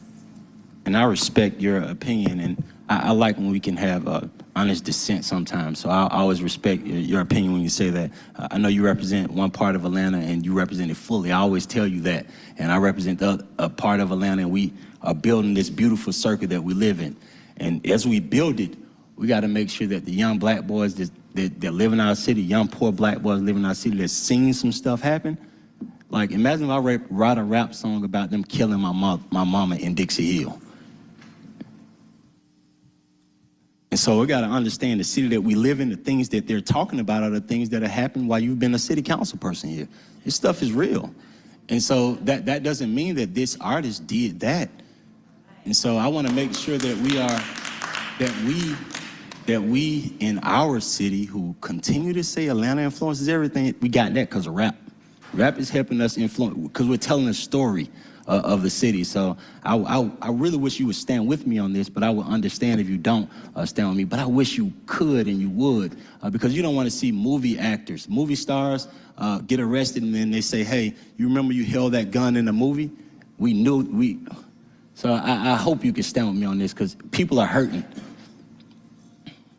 Well, and as you know, I represented the entire city for 12 years, so it's not as if I don't know Cleveland Avenue. It's not as if I don't know your part of town extraordinarily well, and have worked hard for decades to make this city equitable, to give every young person an opportunity, and have always done that. And I want to say that the legislator, they pick and choose in this town, all right? So the state legislator currently are investigating our DA because Donald Trump's attorney asked him to.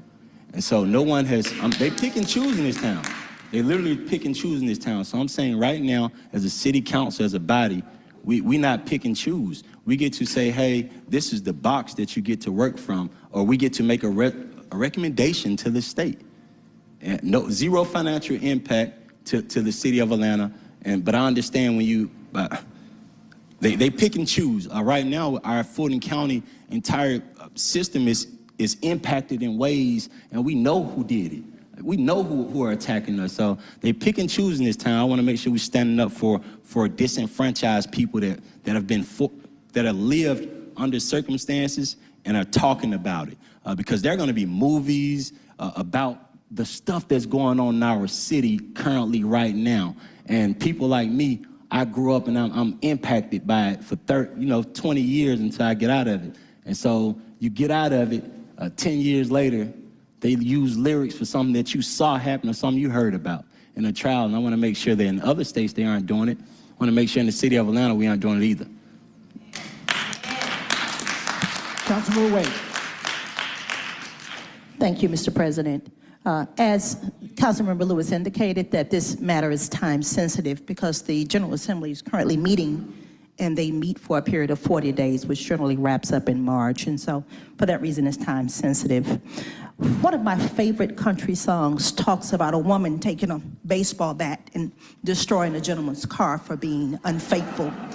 And I mention that because we can name a number of songs and lyrics all across the board in every genre that has some violence in it. This conversation is about the fact that rap music has been demonized unfairly, unlike all the others. And what I think the council member is simply asking is that we allow the General Assembly to take that matter up and for them to make a decision as to where the state of Georgia stands. We are one of many, many cities, but we believe that this is a conversation that should go across the street, and we're asking this body to allow that to happen. There are many pieces of legislation that I don't agree with here in this body. However, I do support the will of the body as a whole, and I think that our independent opinions can be reflected in our vote today. And so I thank you, Councilmember Lewis, for the legislation. Any other discussion on the motion to adopt? Hearing none, we'll move to vote. Madam Clerk, please open the vote on the motion to adopt 22-R-40. Oh, sorry, Councilmember Bond. You jumped in there. Councilmember Bond.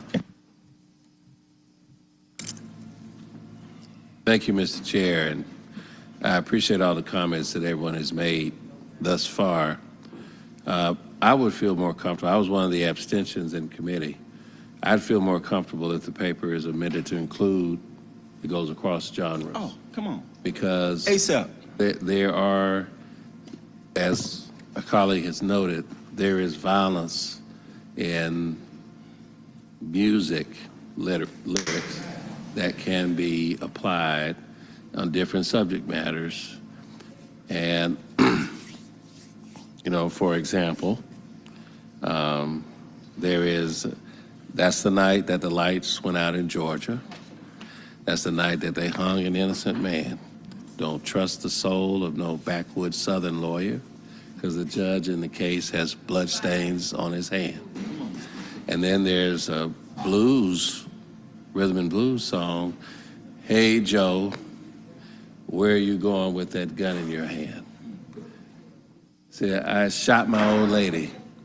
I caught her in bed, sleeping with another man. And then there's more. There's, I need bullets, hurry up, run. The junkie brought back a spanking shotgun.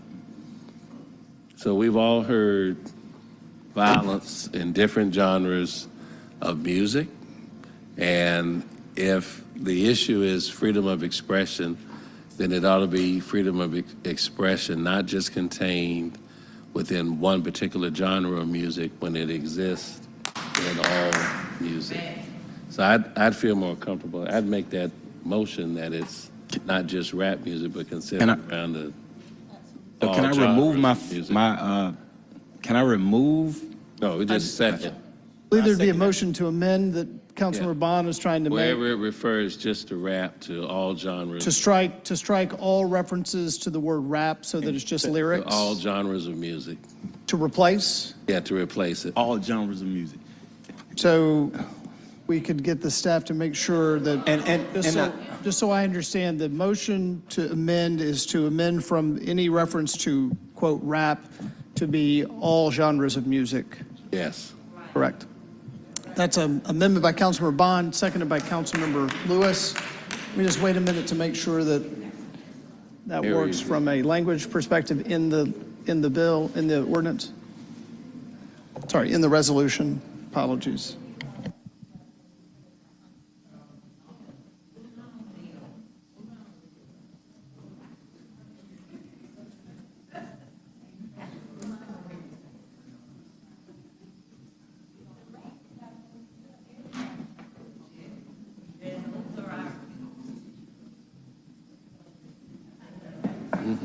Yes. Yes.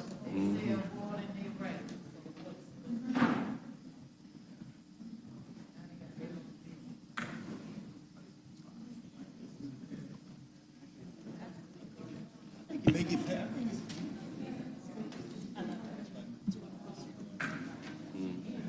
It's all genres of music.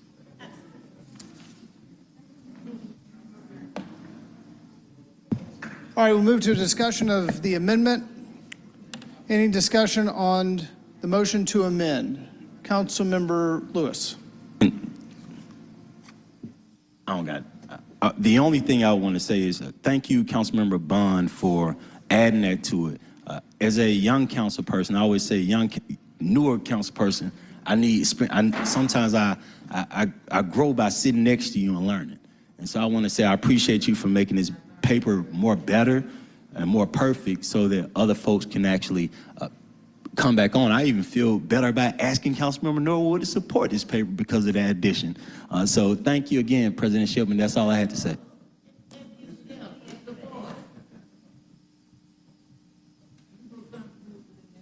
Any other discussion on the motion to amend? Hearing none, we'll move to a vote. Madam Clerk, please open the vote on the motion to amend. The vote is open.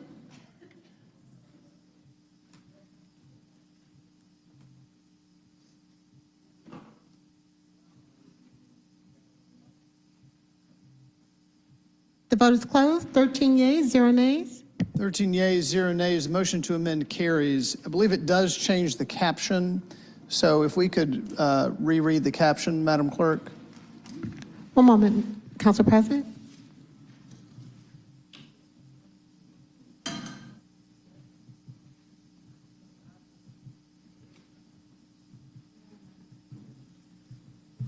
I have it. I'm pulling it up here.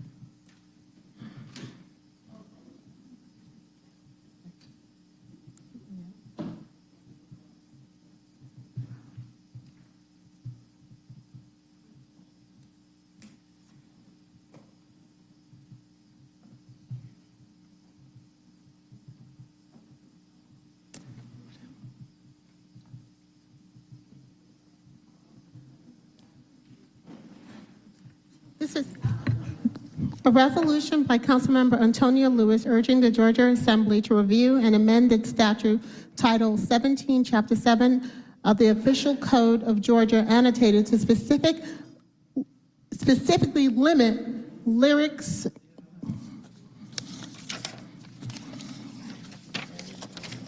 all genre of lyrics, all music genre as evidence in criminal trial and for other purposes, to specific limit using all genres of music as evidence in criminal trials and for other purposes. I believe it's all genres of music lyrics, correct?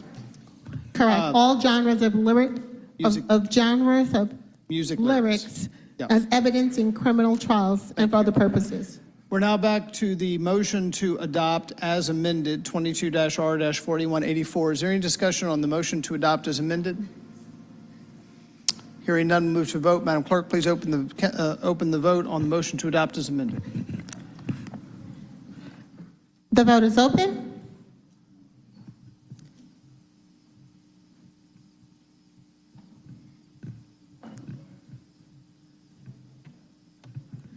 Will everyone please vote?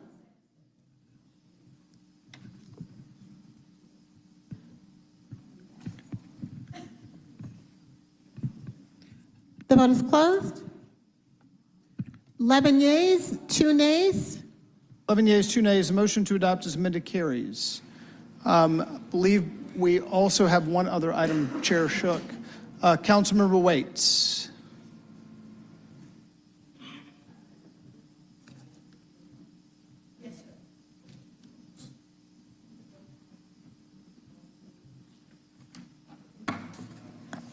I'd like to ask that 23-R-3860 be moved forward today. Councilmember Waits is asking 23-R-3860. It is in order. It's been held more than 2 cycles, and Councilmember Waits is the author. Moving adoption of that item is Councilmember Waits, seconded by Councilmember Lewis. If we could read the caption on 23-R-3860, it's item 19. One moment, Council President. This is a resolution by Councilmember Keisha Shawn Waits urging the Georgia General Assembly to amend Chapter 1 of Title 42 of the Official Code of Georgia Annotated relating to inmate policies so as to ban the use of solitary confinement or prohibit the practice of placing an inmate in solitary confinement for more than 5 consecutive days in a 60-day period and for other purposes.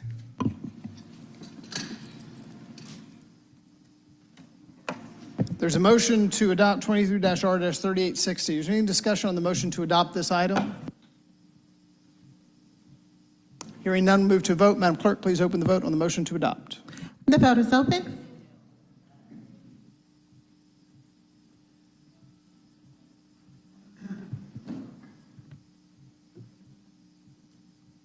Will everyone please vote? The vote is closed. 10 yeas, 2 nays. 10 yeas, 2 nays. The motion to adopt carries. Unless there are no other surprises, I will make 2 comments. First of all, I know you are as excited as I am to know that the administration is going to initiate the upcoming budget process with a meeting this upcoming February 20th as they begin fashioning the budget, which they will ultimately send to us. At the conclusion of this meeting, I'm going to get the ball rolling on us fashioning our council budget priorities in the hope and belief that if we can do that, the earlier we can do that, the more significance and weight those recommendations will carry. And that concludes. Thank you, Chair Shook.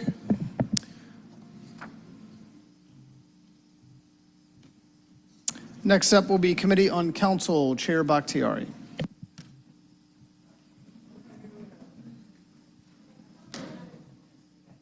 The vote is closed. 11 yeas, 2 nays.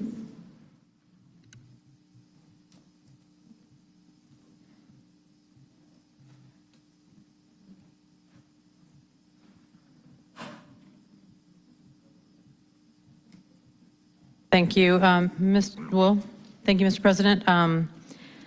I'd like to take items 2 through 6 to block, but first, item number 1. 23-C-5043, a communication from Council President Doug Shipman reappointing Ms. Carly Swift to serve as a member of the Atlanta Commission on Women.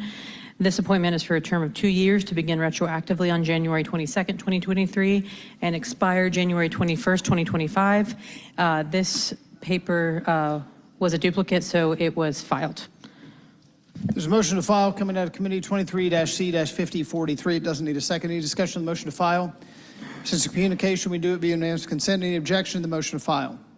Madam Clerk, please sound the counter. Unanimous consent on the motion to file. One moment, Council President.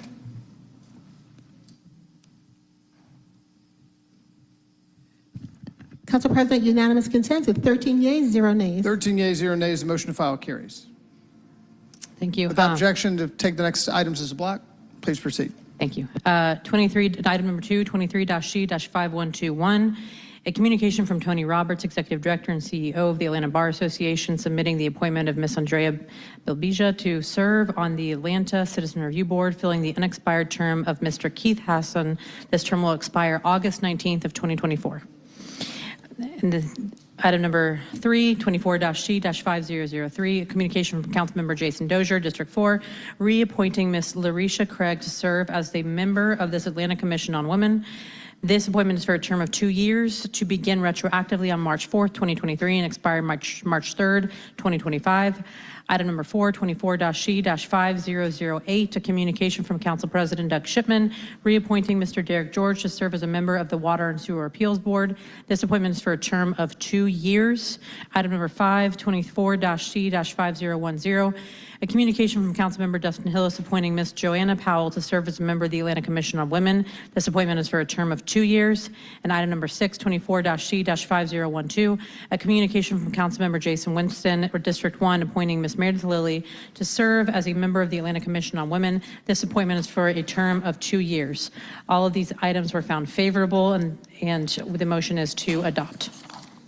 There's a motion coming out of committee to adopt these 5 items. It does not need a second. Is there any discussion on the motion to adopt these items? Since these are all communications, we can do this via unanimous consent. Any objection to the motion to adopt these items? Madam Clerk, please sound the count on unanimous consent on the motion to adopt. Unanimous consent, Council President, is 12 yeas, 0 nays. 12 yeas, 0 nays. The motion to adopt these items carries. Thank you.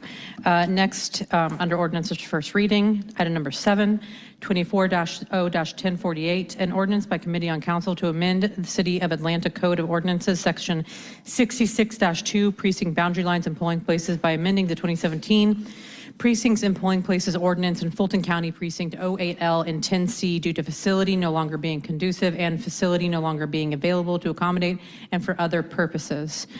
The motion is to accept and refer this item back to COC.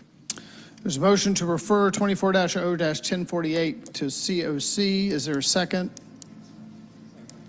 Seconded by Councilmember Hillis. Is there any discussion on the motion to refer this item? Hearing none, we'll open the vote. Madam Clerk, please open the vote on the motion to refer. The vote is open.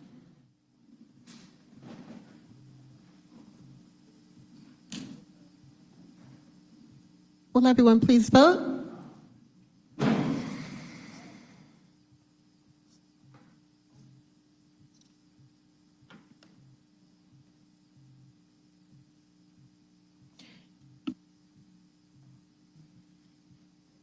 The vote is closed. 12 yeas, 0 nays. Please note Councilmember Bond is an aye. 13 yeas, 0 nays. 13 yeas, 0 nays. The motion carries. Thank you. I'm going to save item 8 for last, if that is okay, Mr. President. Moving forward then with item number 9. Under dual referred items 23-0-1531, an ordinance by Council Member Keisha Shawn Waits is substituted by Community Development and Human Services Committee to amend Part 3, Land Development Code, Part 6, Budget and Planning, Chapter 4, Boards and Commissions, Article A, under Atlanta Planning Advisory Board, Section 6-4001, to provide for the payment of stipends to the voting members of the Atlanta Planning Advisory Board and for other purposes. This legislation is dual referred, and it still has to be forwarded to COC pending CDHS. So this is first read, so no action is required. Moving forward to item number 14, 24-C-5011, a communication from Council President Doug Shipman reappointing Ms. Carly Swift to serve as a member of the Atlanta Commission on Women. This appointment is for a term of 2 years to begin retroactively on January 22nd, 2023 and expire January 21st, 2025. This was held in committee, and Ms. Swift will be attending our next meeting. Honestly, I have no idea why I read that out. I don't either. It's been a long few months, y'all. And that takes us back to item number, do I need 10? No. No action is required. It's being held.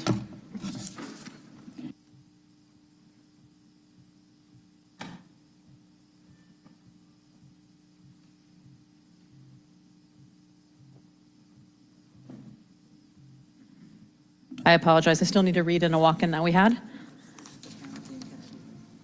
Item number 15, which is a resolution by Committee on Council appointing the Atlanta Board of Education's nominee, Ms. Isha Collins, to the Board of Directors of the Atlanta Development Authority, Invest Atlanta, for a term of 4 years, scheduled to begin on the date of the approval of this resolution and for other purposes.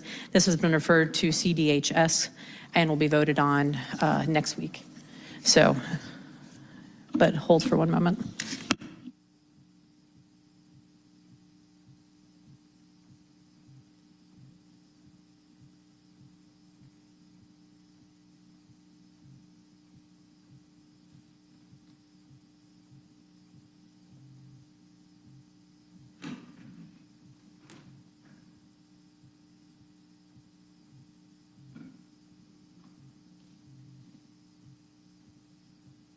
Okay, very good.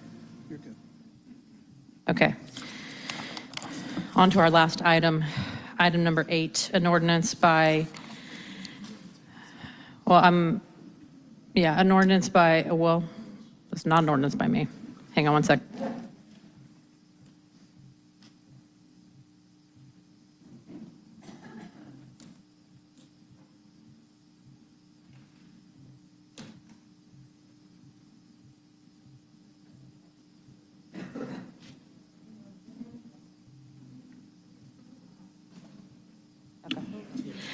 Okay, I apologize, all. 24-0-1007, an ordinance by Councilmember Liliana Bakhtiari is substituted by Committee on Council to amend Chapter 66, Article 2 of the City of Atlanta Code of Ordinances to adopt additional procedures governing the petition and referendum process which do not conflict with the procedures described by the Home Rule Act and for other purposes.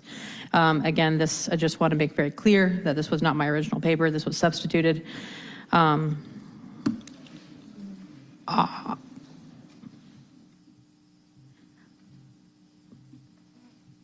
Someone else is free to make a motion. I'm not going to make a motion on this paper. Sorry, who made the motion? Motion, well, there's a motion coming out of committee, correct? Well, the motion, yes, the motion coming out of committee It's is, four favorable, 2 unfavorable, right? Yes, So there's a 4 motion yeas and 2 coming out nays, of- so there's it's a favorable motion on coming out substitute. of committee to adopt. It doesn't need a second. Is there any discussion on the motion to adopt this item? I do have a question for Law, if that is okay. Councilmember Bakhtiari. Yes, so as we heard earlier in public comment, I did want to ask Law about section, I wanted to ask about Law's opinion on amending section 1 by striking section D subsection 2, and essentially being able to take out signature verification and seeing if it would be possible to move to putting burden on, as I put it, give me one moment.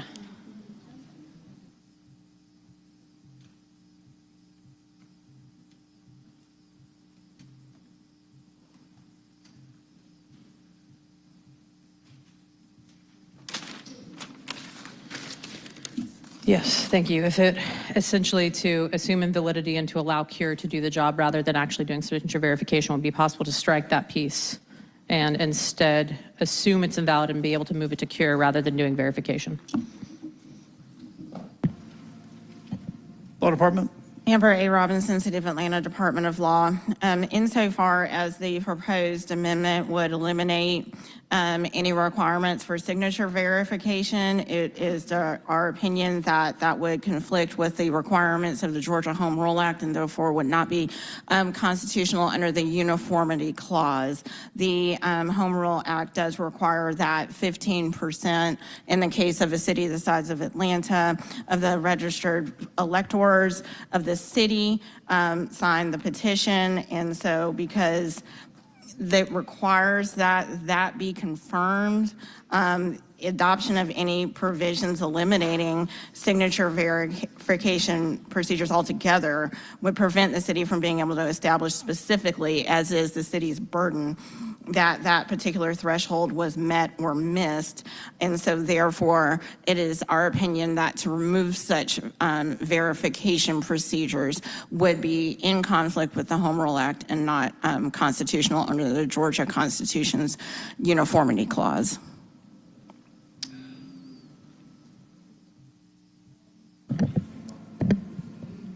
Other discussion on the motion to adopt this item?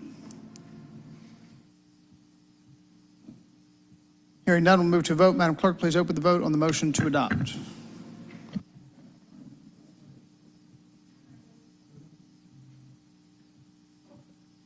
Wait a minute, Councilmember Bond. Do you want to speak to the item? Yeah. Councilmember Bond. Thank you, Mr. President. I'm not a member of the Committee on Council and not lobbying to be one. But I did hear a substantial public comment that signature match was a part of this legislation. So I want to go on record before the vote and point to the areas that I found that exclude signature matches. It is colloquially known and utilized. Under Section B, it says during the second stage of the review, signatures shall be reviewed to eliminate obvious fraud, and every reasonable effort should be made to validate a signature during signature review. Item single I, OCR, optical character recognition, signature matches, it is colloquially known, shall not be utilized for signature comparison. I-2, exact match shall not be required. Signatures sharing similar characteristics shall be sufficient to determine that a signature is valid. I-3, if a person reviewing signature lines finds that a signature differs significantly and obviously from the voter's record, the signature will be submitted to a second person reviewing signature lines, and the signature shall be rejected only if the second reviewer also concludes that the signature differs in a significant and obvious ways from the voter file. If the second reviewer determines the signatures are sufficiently similar, it will be accepted. So it is clear in Section B, under the first I, OCR, official character recognition, shall not be utilized for signature comparison. So it doesn't say why, but it's clear that it's here. So for people who are concerned that we are voting on signature match, it's here in this section that OCR is not an option for the city. I yield. Other comments on the motion to adopt? Councilmember Bakhtiari. Yeah, thank you. This is very difficult for me. I wanted to just state for the record why I will be in opposition. I do respect the conversation, the dialogue. I'll always respect the public coming and speaking. While, yes, this is not exact match because that is the same method that was utilized by conservatives to purge thousands of people from voter rolls, I understand that this is not the same thing. However, verification as it is listed, to me, can still create issues for people experiencing disability, the elderly, et cetera. So while I do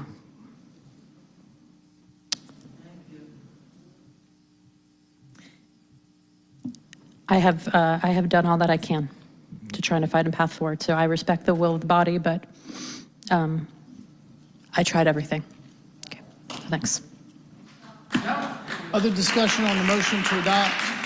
Councilmember Lewis. I'd like to add my name. Likewise, Mr. Chair. Like to add your name to the paper? Sorry, is that right?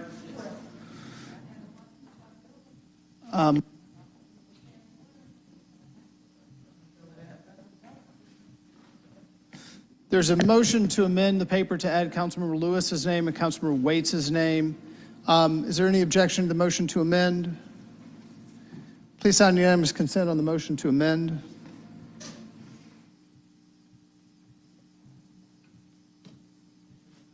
Council President, 15 yeas, 0 nays, unanimous consent. 15 yeas, 0 nays, the motion to amend carries. Any other discussion on the motion to adopt?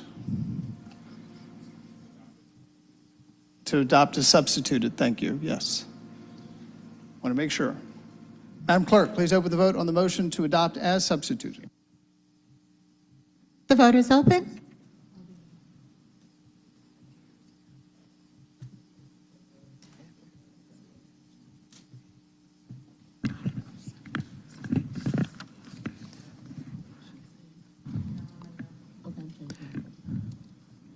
The vote is closed. That's 12 yeas, 3 nays. 12 yeas, 3 nays, the motion to adopt as substituted carries.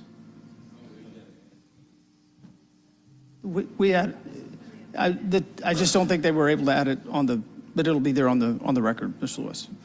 Councilmember Bakhtiari, I believe we have one more item we have to refer, the walk-in paper. We do. And I apologize for not following process correctly. We're all a bit of a trying to mess make today. that one work. Thank you. Back to item number 15, correct? 24R 3173. Yep. 24R 3173, again, to read the caption again, a resolution by committee on council appointing the Atlanta Board of Education's nominee, Ms. Ishay Collins, to the Board of Directors at the Atlanta Development Authority, Invest Atlanta, for a term of 4 years, scheduled to begin on the date of the approval of this resolution for other purposes. Motion to refer to CDHS. There's a motion to refer 24-R-3173 to CDHS. Is there a President, second? I've been trying to get attention for a while. Motion to reconsider. I apologize. I will get to you in a second. Let's take care of this item first, Councilmember Lewis. Is there a second on the motion to refer? Seconded by Councilmember Amos. Is there any discussion on the motion to refer 24-R-3173? Move to a vote. Madam Clerk, please open the vote on the motion to refer this item. The vote is open.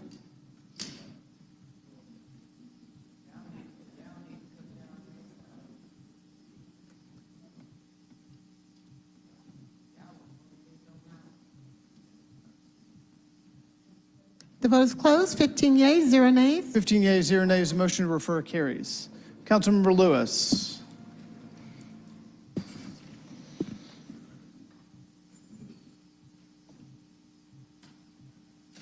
Nope. Any other? A motion to reconsider my vote on the previous vote. When I stood up and I said I voted no, I meant I voted no instead of yes on that, in solidarity with Councilmember Liliana Bakhtiari, Councilmember Brian Amos, and Councilmember Jason Dozier. So when I said no, and I pointed my finger up like this, I meant no to that. That's what I meant no to, not to my name. I already know I added my name. So when I said no, I voted no. It should have reflected the same no they had.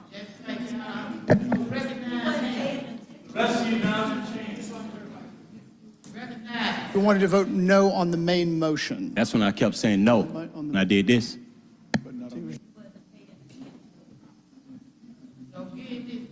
So he was noted in the affirmative. it is in order for him to move to reconsider so that he can change his vote. So there's a motion to reconsider on the table by council, the motion to adopt is what he is asking to reconsider. I'm sorry? Councilmember Lewis is moving to reconsider the previous vote. He was in the affirmative, so it is in order for him to make that motion. So and he has stated that he wants to change his vote. So is there a second? Seconded by Councilmember Norwood.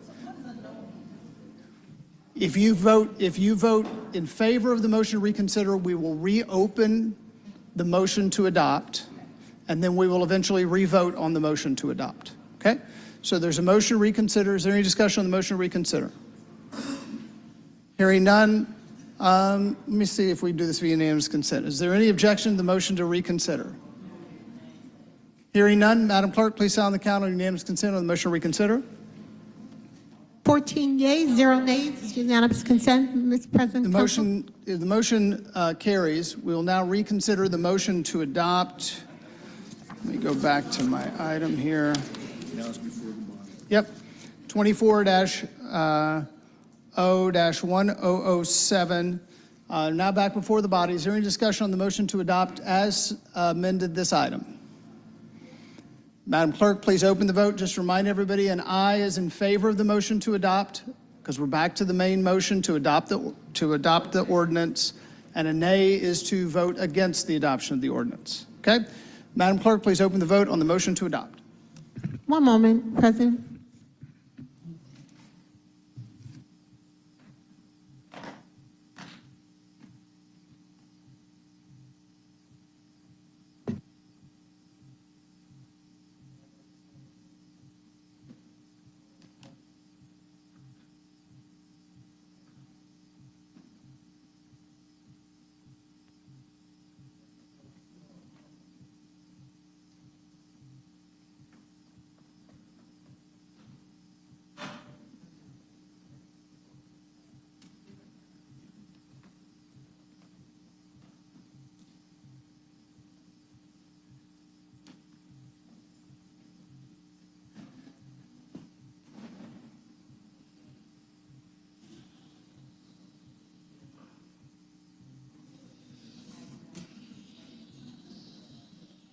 The vote is open.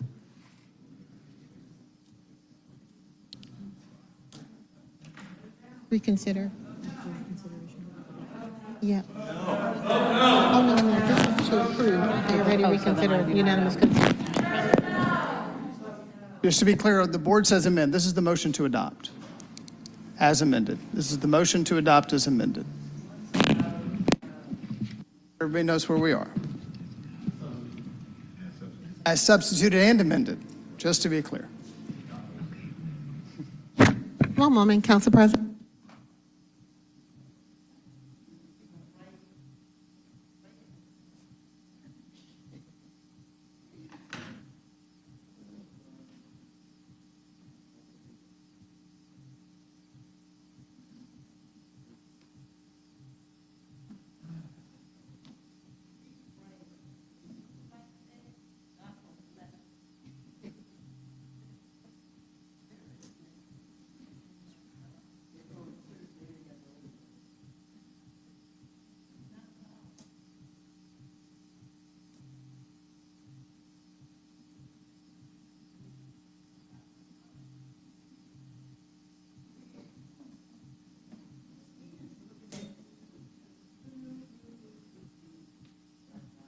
Yes, we are about to vote on the motion to adopt as substituted and amended. The vote is open.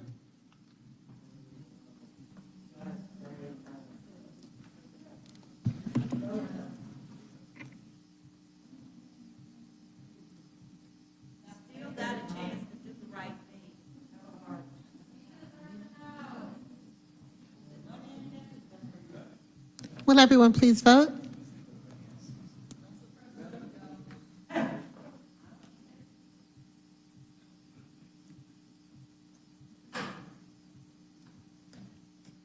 The vote is closed. 10 yeas, 4 nays. That should be, I should be a nay as well. Please note Councilmember Bakhtari is nay.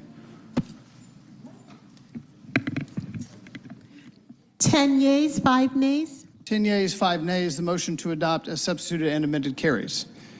Does that conclude? Just concluded. So understood that we do have a process in place, and what I will make sure to ensure that I do is I explain to people what exactly this means moving forward, and I will do my best to educate my constituency to ensure that they understand what this motion means. So thank you all for the consideration, and this does conclude my business. Thank you, Chair Bakhtiari. Before we move to papers for referral, Councilmember Waits, I believe you had one other item you wanted to undertake. I do, Mr. Chairman. This is item 23-0-1531. So this is a 23-0-1531. This is currently held in the CDHS committee, and it has been held for more than 2 cycles. Councilmember Waits is the author, so it is in order. If we could read the caption of 23-0-1531.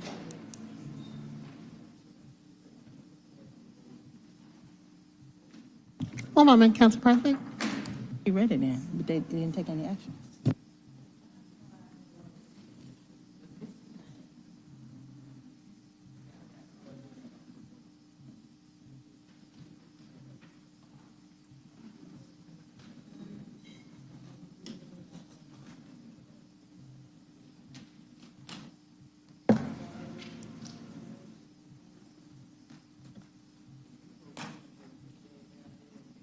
This is an ordinance by Councilmember Keisha Shawn Waits, as substituted by Community Development and Human Services Committee to amend Part 3 Land Development Code, Part 6 Budget and Planning, Chapter 4 Boards and Commissions, Article A Atlanta Planning Advisory Board, Section 6-4001, to provide for the payment of stipends to the voting members of the Atlanta Planning Advisory Board and for other purposes.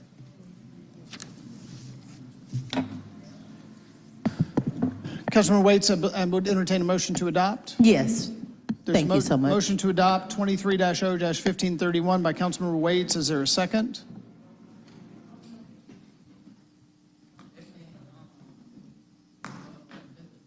Hearing no second, the motion to adopt does not go forward. Thank you, Mr. Chairman. Thank you. Councilmember Overstreet, I believe you have an item before we go to papers. Yes, I need to pull item 24-0-1037 to move to the mayor's office post haste. Motion by Councilmember Overstreet to move post haste 24-0-1037. Is there a second? Seconded by Juan. Is there any discussion on the motion to move post haste? We do this via unanimous consent. Without objection, any objection to the motion to move post haste? Madam Clerk, please sound the count on unanimous consent on the motion to move post haste. Unanimous consent is 13 yeas, 0 nays, Council President. 13 yeas, 0 nays. The motion to move post haste carries. Any other things to be pulled before we go to papers? 10. Okay. We will now move to papers. I do not believe we have anything for immediate consideration, so we will go to items for referral. I will start with Councilmember Overstreet.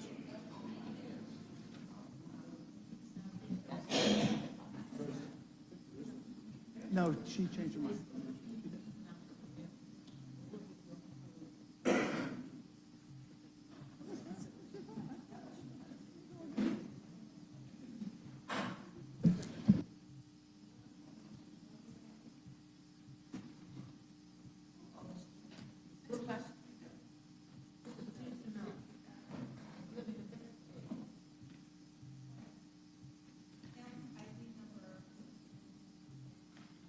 Elms ID number 34710, a resolution by Councilmember Marcy Collier Overstreet to appoint the council members Byron Amos and Jason Winston to the 2 positions on the City of Atlanta Procurement Reform Task Force for the position of for the promotion of public trust to be filled by 2 members of the governing body for the purpose of performing the duties and responsibilities of the task force and for other purposes.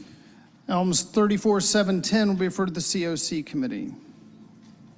Elms ID number 34644, an ordinance by Councilmember Marcy Collier Overstreet authorizing the mayor or his designee on behalf of the City of Atlanta to ratify and affirm services provided in special agreement SPSD GCD 2208-120046 Community Development Software with Benvate Incorporated, beginning November 1st, 2023, to execute renewal option number 1 under the agreement on behalf of the Department of Grants and Community Development for a term of 1 year, retroactively effective from November 1st, 2023 to October 31st, 2024, in the amount not to exceed $48,000.00 in accordance with Section 2-1163, subsection C of Article 10, Procurement and Real Estate Code of the City of Atlanta Code of Ordinances. All contracted work shall be charged to and paid from the account numbers listed herein and for other purposes. Items ID 34644 will be referred to the CDHS committee. Councilmember Norwood.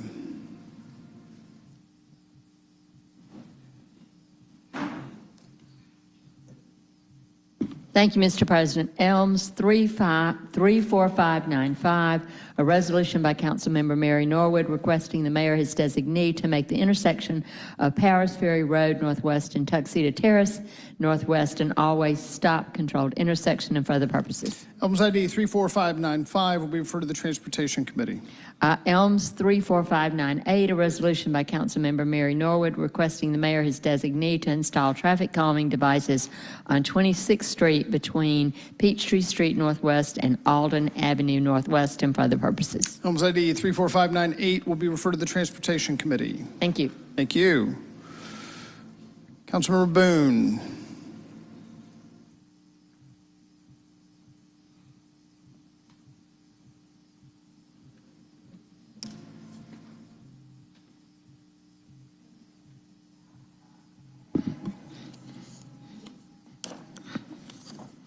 Thank you, Mr. President.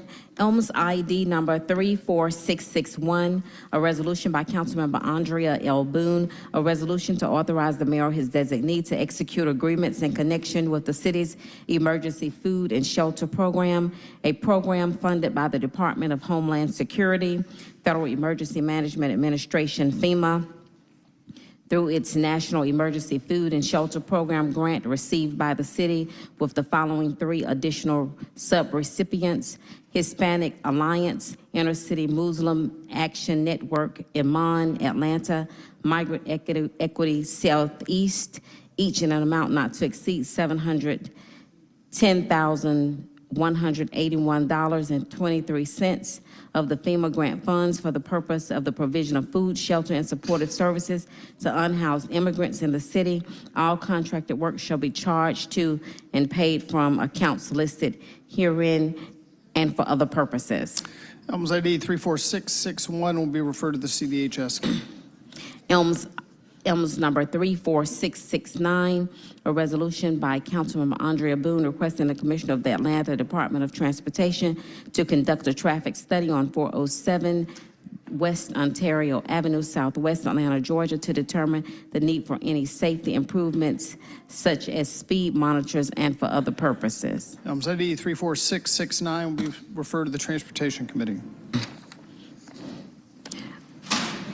An ordinance, Elms ID number 34703, an ordinance by Councilmember Andrea Boone to amend the City of Atlanta signed ordinance to allow security video technology to be integrated with the suspended signs to encourage service stations to install surveillance cameras by helping to offset any costs that any such businesses may incur related to the installation thereof and for other purposes. Elms ID 34703 will be jointly referred to the Zoning and ZRB committees. Elms ID number 34709, a resolution by Councilmember Andrea Boone authorizing the mayor or his designee to extend the term of special procurement agreement of SP S1210101, Hope Atlanta Outreach Transportation and Referral Services with Travelers Aid of Metropolitan Atlanta, Inc., Hope Atlanta, on behalf of Hartsville Jackson Atlanta International Airport for a term of 6 months effective February 11th through August 11th, in an amount not to exceed $260,000.00. All contracted work to be charged to and paid from account numbers listed and for other purposes. Elms ID 34709 will be referred to the Transportation Committee. Elms ID number 34699, an ordinance by Councilmember Andrea Boone and Councilmember Dustin Hillis, authorizing the mayor and his designee on behalf of the Atlanta Police Department to accept an FY 2020 U.S. Department of Homeland Security Urban Area Security Initiative grant from the Atlanta Regional Commission for the purposes of purchase of ballistic helmets in an amount not to exceed $250,000.00 to authorize execution of any necessary grant agreements to accept the award to amend the fiscal year 2024 intergovernmental grant fund budget by adding to anticipations and appropriations in an amount not to exceed $250,000.00, all funds to be charged to and paid from the accounts listed herein and for other purposes. Elms ID 34699 will be referred to the Public Safety Committee. Elms ID number 34634, a resolution by Councilmember Andrea Boone and Dustin Hillis, a resolution authorizing the mayor and his designee to enter into a cooperative agreement with the Fulton Industrial Community Improvement District on behalf of the Atlanta Department of Transportation and to authorize the Fulton Industrial Community Improvement District to procure construction and design to maintain contracts and be independently responsible for all aspects of construction and project management of transportation infrastructure projects, where the Commissioner of the Atlanta Department of Transportation determines the criteria therein have been met and for other purposes. Elms ID 34634 will be referred to the Transportation Committee. Thank you, Mr. President. Thank you. Councilmember Westmoreland.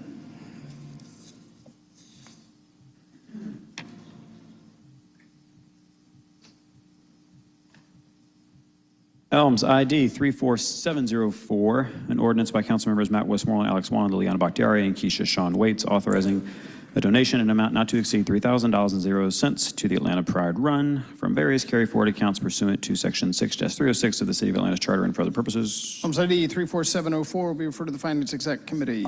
Ordinance by 34705, Westmoreland authorizing a donation in an amount not to exceed $5,000 to Atlanta Technical College Foundation from the Post 2 at-large carry-forward account pursuant to 6-306 of the Charter and for other purposes. Elms ID 34705 will be referred to the Finance Exec Committee. Councilmember Waits.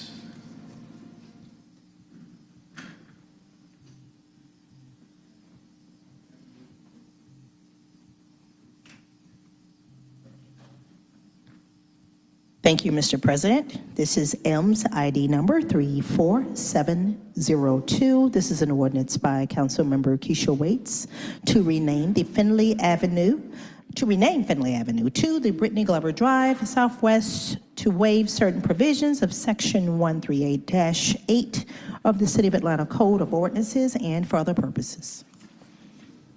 EMS ID 34702 will be referred to the Transportation Committee. Councilmember Hillis.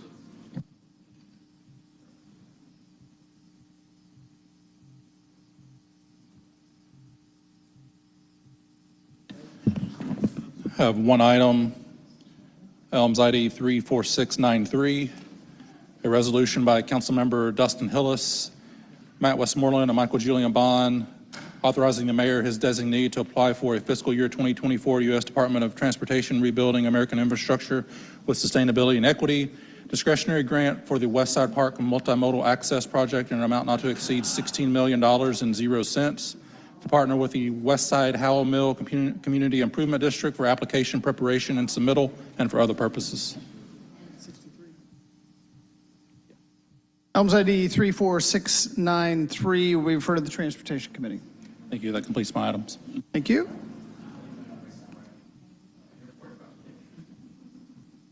Councilor Amos.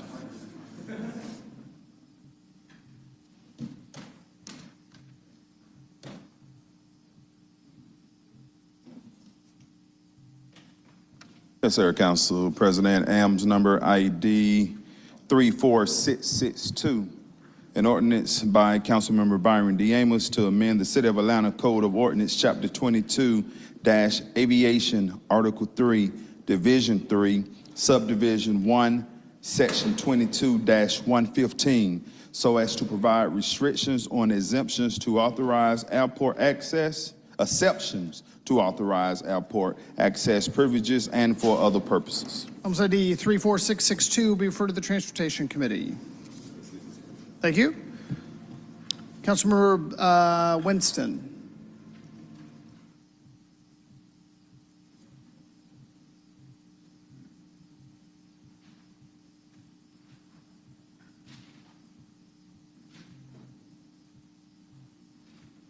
You ready, Mr. Bond? Okay. Thank you, Council President. I have one item. That's Elms 34681, an ordinance by Councilmember Jason Winston to rezone certain properties in Thomasville Heights neighborhood from R4 single-family residential to MR2 multifamily residential, from R4 single-family residential to MR3 multifamily residential, and from R4 single-family residential to MRC2 mixed residential commercial, PDH to MR3, RG2 to MRC2, and MR3C to MRC2, MRC1C, commercial conditional to MRC2, C2 to MRC2, and from I2-C2 to MR3, in which to implement certain recommendations of the Thomasville Heights neighborhood plan and for other purposes. Items ID 34681 will be dual referred to the Zoning and ZRB committees. Thank you. Thank you. Councilmember Bond.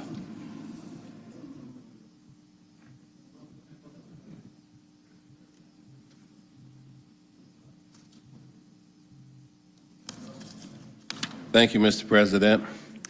Elms ID number 34597, an ordinance by Councilmember Michael Julian Bond, an ordinance waiving the requirements of Section 2-910 of the Code of Ordinances of the City of Atlanta, Georgia, and authorizing the mayor or his designee, including the Chief Sustainability Officer, to apply for the Nutrition's Access, Affordability, and Education Grant from the African American Mayors Association and the American Beverage Foundation for a Healthy America in the amount not to exceed $200,000 and $0 to improve the access to nutritious food, improve the affordability of nutritious food, and provide nutrition education, ratifying the mayor's actions in applying for the grant and for other purposes.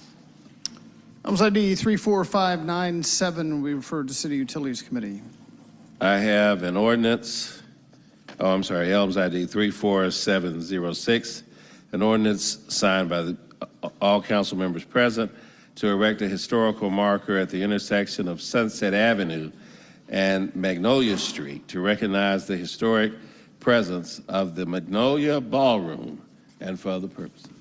Items ID 34706 will be referred to the CDHS Committee. I have a resolution, Elms ID number 34707, signed by all members present, requesting the establishment, well, should be, we're not requesting, we are establishing the commission to determine the appropriate manner in which to recognize Colonel Henry Aiken and the Wallahaji Hotel and for other purposes. Items ID 34707 will be referred to the CDHS Committee. Thank you. Thank you, Councilmember Dozier.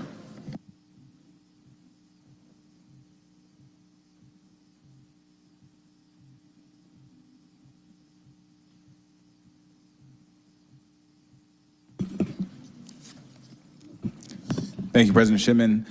First item is Elms number 347-000, an ordinance by Councilmember Jason Dozier, authorizing the transfer of $50,000 from the Council District 4 carry forward account to the Council District 4 distribution account to continue serving the Atlanta community for the public good and for other purposes. Elms ID 37000 will be referred to Finance Exec Committee.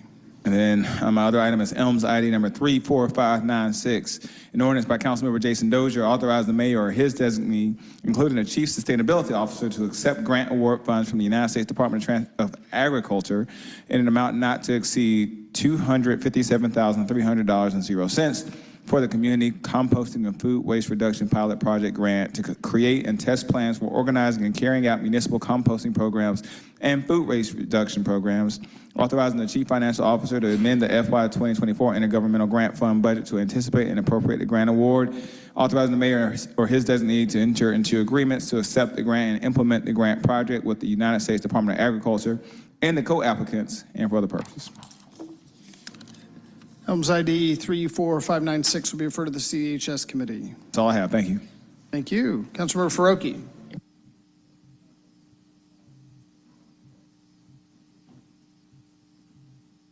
A resolution by council members Faroki, Dozier, Winston, Bakhtiari, and Westmoreland supporting in-state tuition and equal access to public universities for undocumented residents who have graduated from Georgia public high schools and for other purposes. Is there an Items ID on that one? Oh, I'm sorry. 34711. Items ID 34711 will be referred to the Finance Exec Committee. Items ID 34698, an ordinance by Councilmember Amir Faroki, requesting the mayor or his designee to install no parking signs to restrict parking on the north side of Angier Avenue Northeast from Glen Iris Drive Northeast to Garden Park Drive Northeast, to waive City Code Section 150-92 of the Atlanta City Code of Ordinances and for other purposes. Items ID 34698 will be referred to the Transportation Committee. Thank you. Councilmember Shook.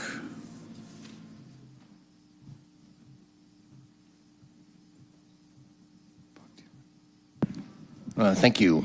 Elms 34619, resolution by Shook authorizing the mayor or his designee to issue a task order, the number of which is listed, citywide architectural planning, design, engineering, and construction phase services, Group B large, with Dream ATL joint venture team to conduct a study to provide recommendations for improvements to the city's litter receptacle program in an amount not to exceed $88,075 with all contracted work being charged to and paid from, etc.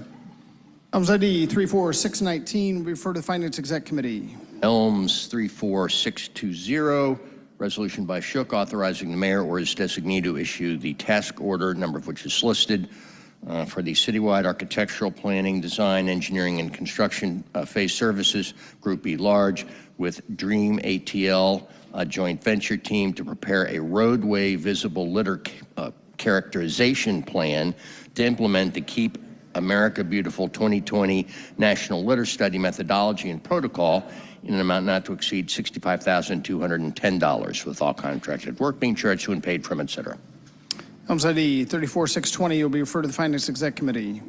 And Elms 34696 is a resolution by Shook requesting that the mayor takes into consideration and funds priorities that the Atlanta City Council recommends being included in the FY25 budget and, as always, for other purposes. Items ID 34696 will be referred to the Finance Exec Committee. Thank you. Councilmember Bakhtiari.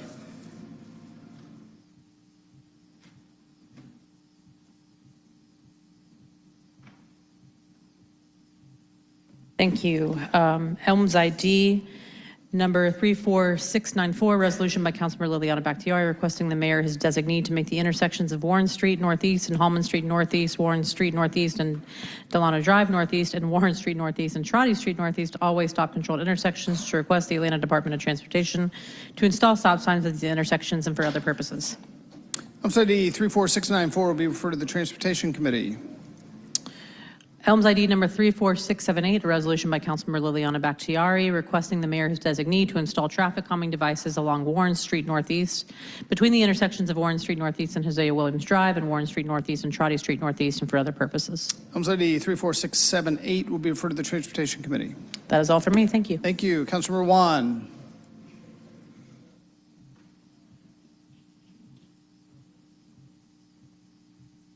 President, Elms ID 34646, a resolution by Councilmember Alex Wan authorizing the mayor to enter into an intergovernmental agreement with Fulton County to conduct City of Atlanta special elections, which may be necessary during the calendar year 2024, to appoint the Fulton County Board of Registration and Elections acting as its agent, as municipal election superintendent for conducting said elections, as absentee ballot clerk, and as municipal registrar and for other purposes. Elms ID 34646 will be referred to the Finance Exec Committee. Elms ID 34647, a resolution by Councilmember Alex Wan to call a referendum to reimpose a special 1% sales and use tax to fund water and sewer projects and costs, subject to referendum approval, to regulate and provide for the calling of an election, and to call an election to determine the reimposition or non-reimposition of the sales and use tax, to specify the aggregate maximum cost of such projects and maintenance and operation costs to be funded by the sales and use tax, to specify the maximum period of time the sales and use tax will be reimposed, and for other purposes. Elms ID 34647 will be referred to the City Utilities Committee. Elms ID 34708, an ordinance by Councilmember Alex Wan to authorize the amendment of an intergovernmental agreement between the City of Atlanta and the Atlanta Development Authority doing business as Invest Atlanta to create a new rapid response business loan fund, to authorize the transfer of certain funds that were formerly managed by Invest Atlanta as the Empowerment Zone Revolving Loan Fund and the Empowerment Zone Facade Fund in the amount of $1,105,762.31, to authorize Invest Atlanta to establish guidelines for the administration of the Rapid Response Loan Fund, and for other purposes. Elms ID 34708 will be referred to the Finance Exec Committee. Thank you, Mr. President. Councilmember Bond, I believe you have an additional item. Thank you, Mr. President. I apologize. There's no Elms ID. This was just brought to me. No worries.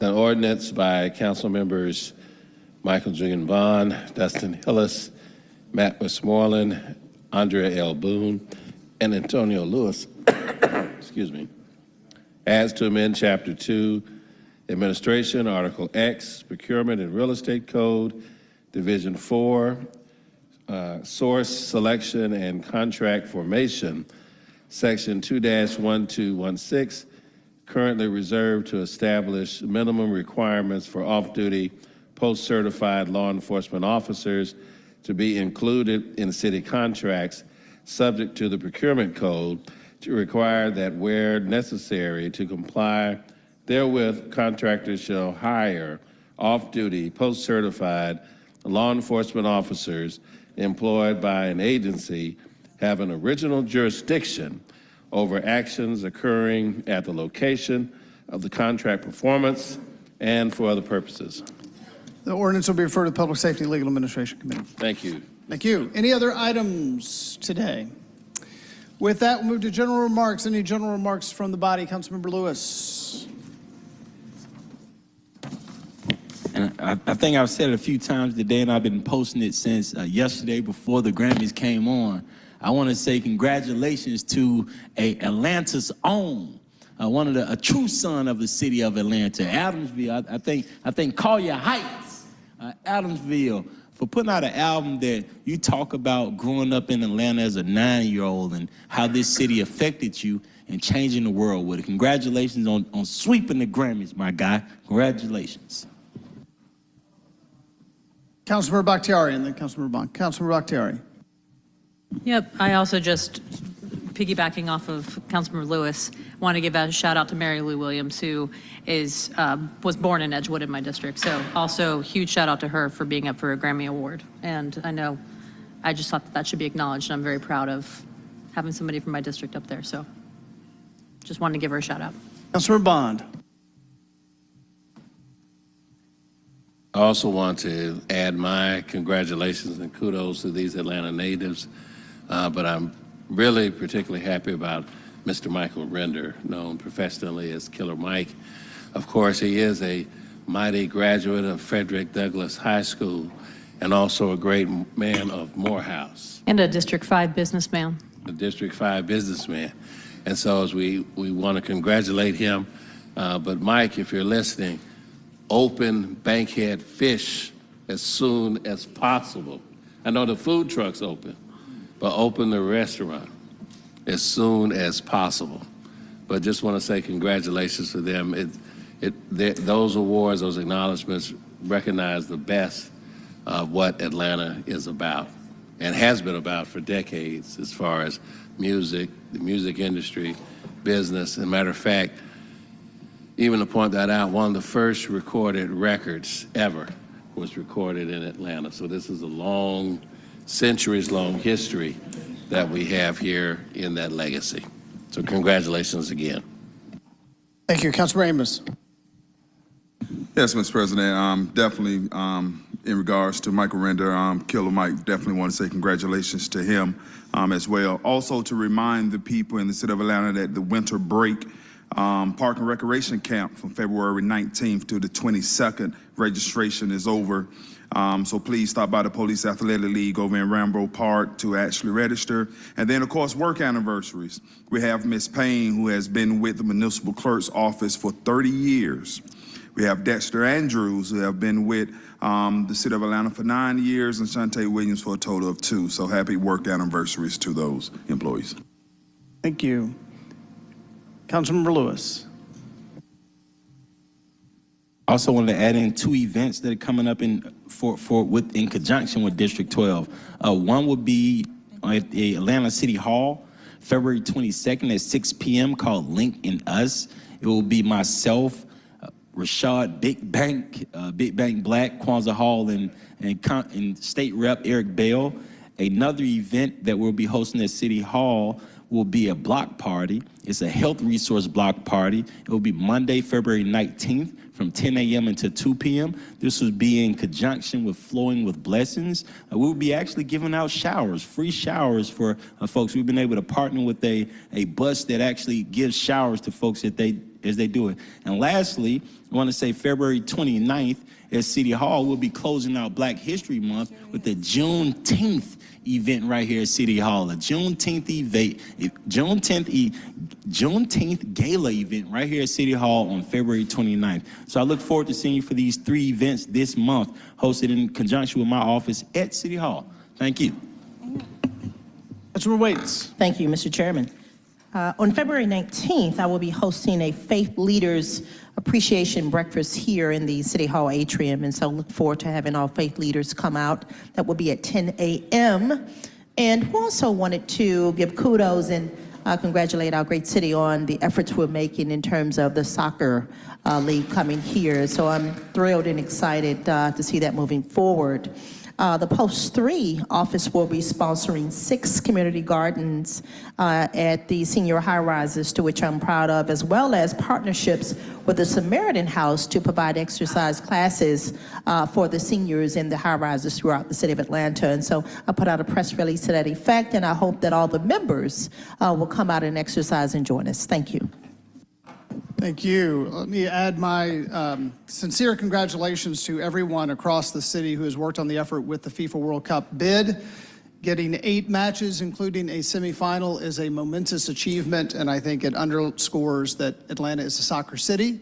There is much to do when it comes to security, logistics, welcoming tens of thousands of visitors to our city over the course of those 6 weeks.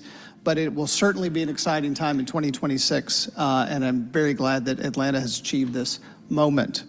With that, we will move to adjourn. Madam Clerk, would you please call the closing roll? Yes, Council President. We have Council President Doug Shipman. Here. 1 at large, Michael Julian Bond. Here. 2 at large, Matt Westmoreland. Here. 3 at large, Keisha Shawn Waits. Present. District 1, Jason H. Winston. Here. District 2, Amir Faroki. District 3, Byron D. Amos. Here. District 4, Jason Dozer. District 5, Lillian Bakhtiari. Here. District 6, Alex Wan. District 6, Councilmember Wan. District 7, Councilmember Howard Shook. District 8, Councilmember Mary Norwood. District 9, Councilmember Dustin Hillis. District 10, Councilmember Andrea O'Boone. District 11, Councilmember Marcy Collier Overstreet. District 12, Councilmember Antonia Lewis.